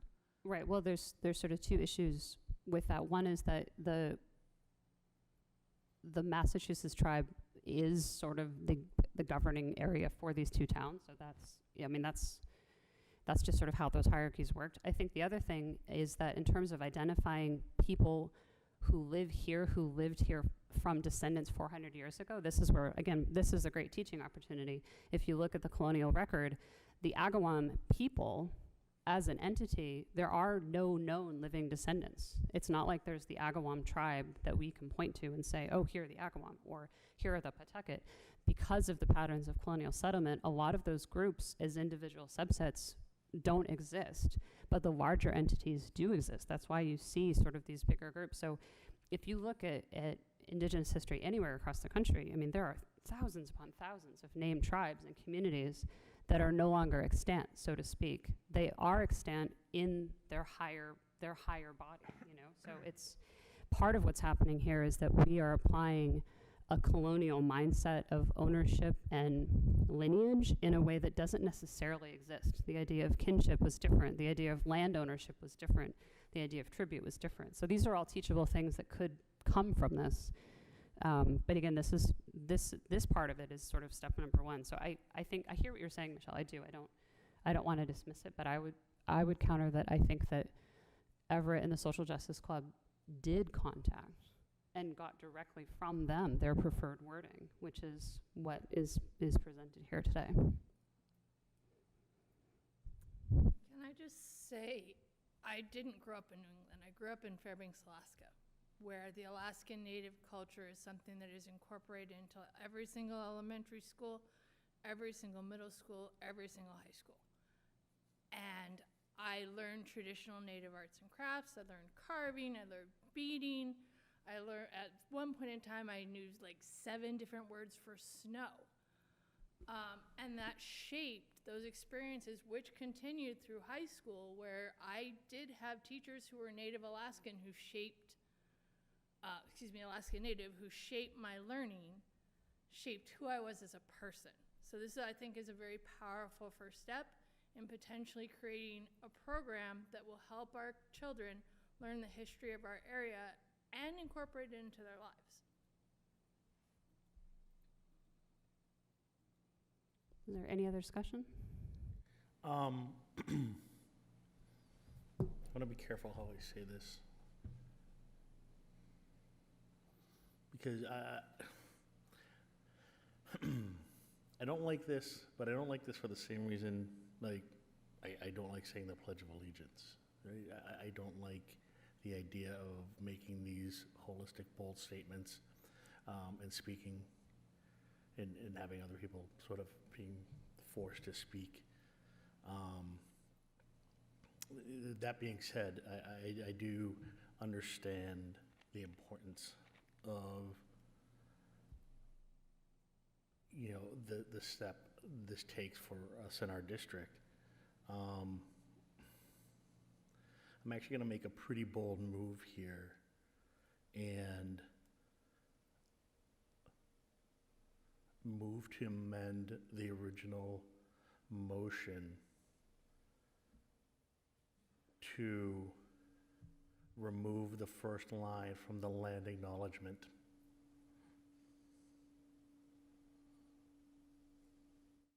The first line that Second. Second by Michelle. The first line being, we all live on Indigenous land. Yes. Okay, so there's a motion and a second on the amendment. Any discussion? I think this serves a great purpose of what we're trying to get across. It might not serve the entire action that some people are trying to get forward, and I do appreciate that. But I also think that I'm hearing some sort of resistance from members of the board, members of the town, is really kind of caught up all in that first sentence, and I think that let's not get caught up on that. Maybe I think it's a strong enough statement without that we can really begin to do a lot of good within our community, and we don't need to sort of have this sort of potentially die on that sentence. Well, and I would agree. I think that's a more philosophical statement about history and ancestry, but it's not substantive. Like I said, it's not meant to be legal or technical. So, all right. So the motion on the floor is to amend the original statement to strike the first line only, which reads, "We all live on Indigenous land." There's a motion by David and a second by Michelle. We'll go ahead and call for a vote on the amended motion. All those in favor? All right, that's unanimous. So the original motion is on the table minus the first sentence, if I'm correct. Do we have any further discussion on the overall adoption of this minus the first sentence? I'm just going to reiterate something that Michelle said, which is that I understand the concept of belonging to land. And belonging to your land is a very powerful feeling. And it's why people will go home. It's a reason why people will live in war-torn countries, because the land is important. But by acknowledging one group of people that have lived on this land, we're not really giving the history of this land. And I feel like it's one-sided in that sense. And I also do believe that we do teach the history of the Native Americans, at least as in their role of being involved in selling of the land. And the truth of the matter is that the indigenous people continued to live here into the 16th, 17th century. They built the walls that you see on the farms, and they probably still live here today. They're probably among us today because they became part of who we are. And by being who we are, which is Americans and Massachusetts residents, Wenhamites, and Hamiltonians, we recognize that this land belongs to all of us. Whether it was today, whether it was the British who belonged to this, owned this land before the Americans, or the Americans now.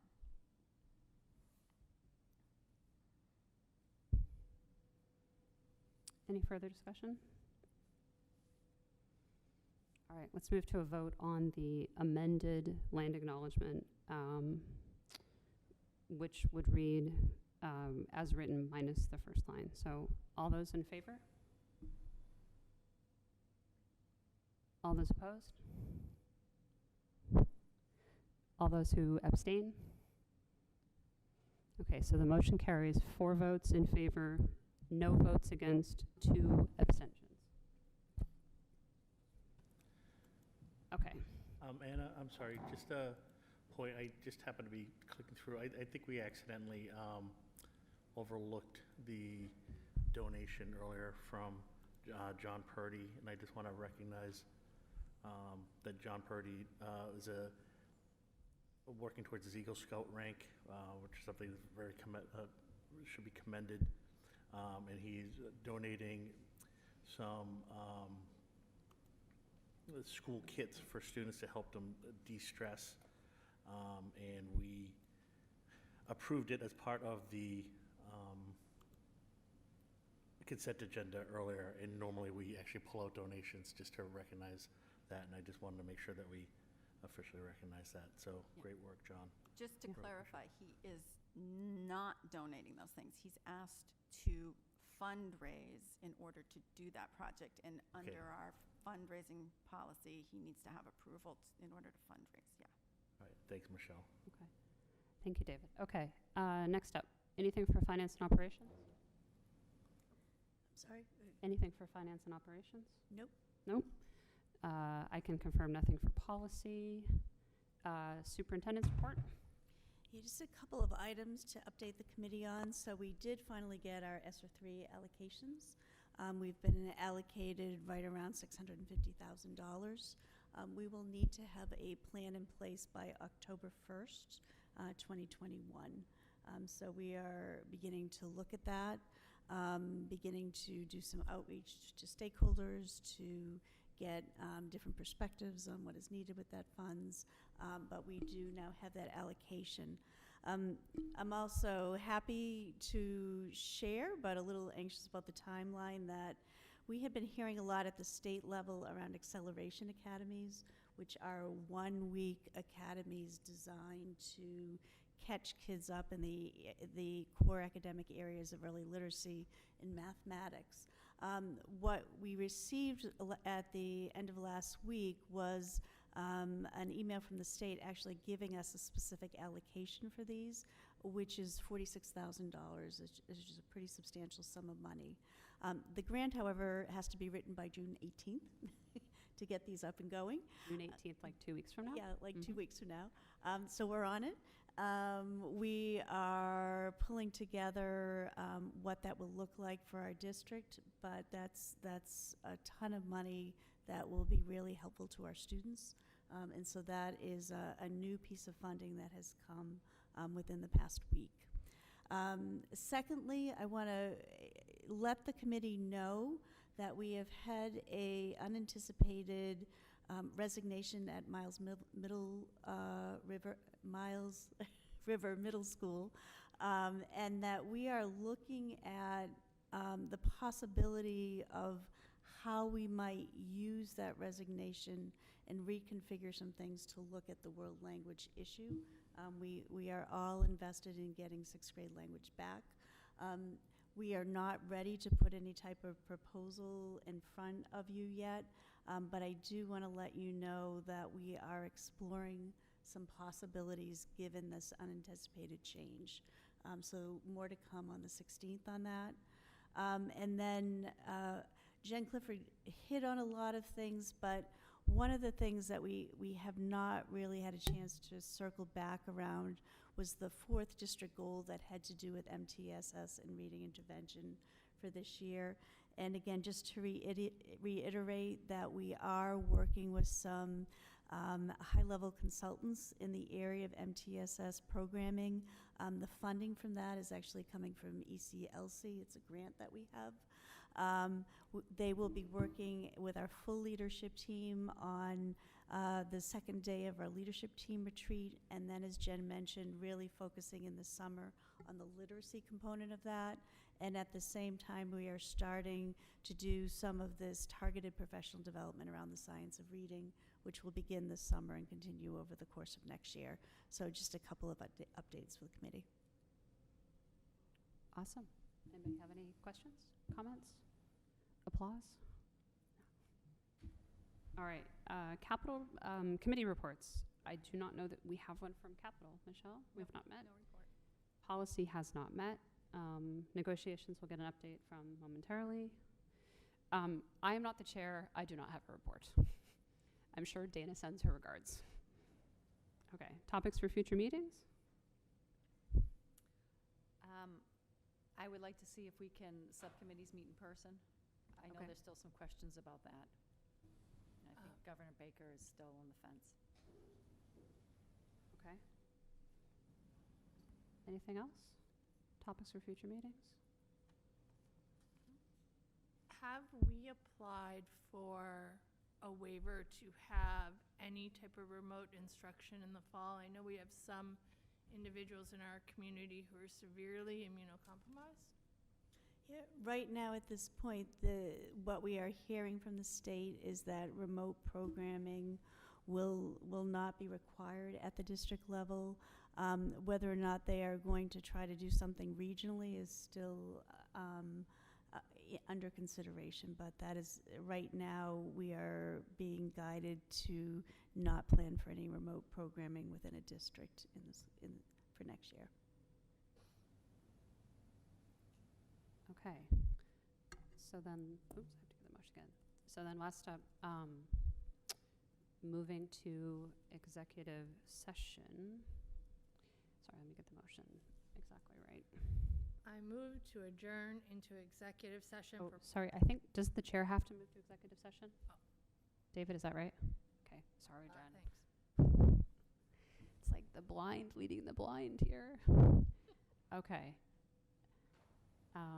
I move that we adjourn to executive session for purpose number 3, to discuss strategy with respect to collective bargaining or litigation if an open meeting may have a detrimental effect on the bargaining or litigating position of the public body, and the chair so declares.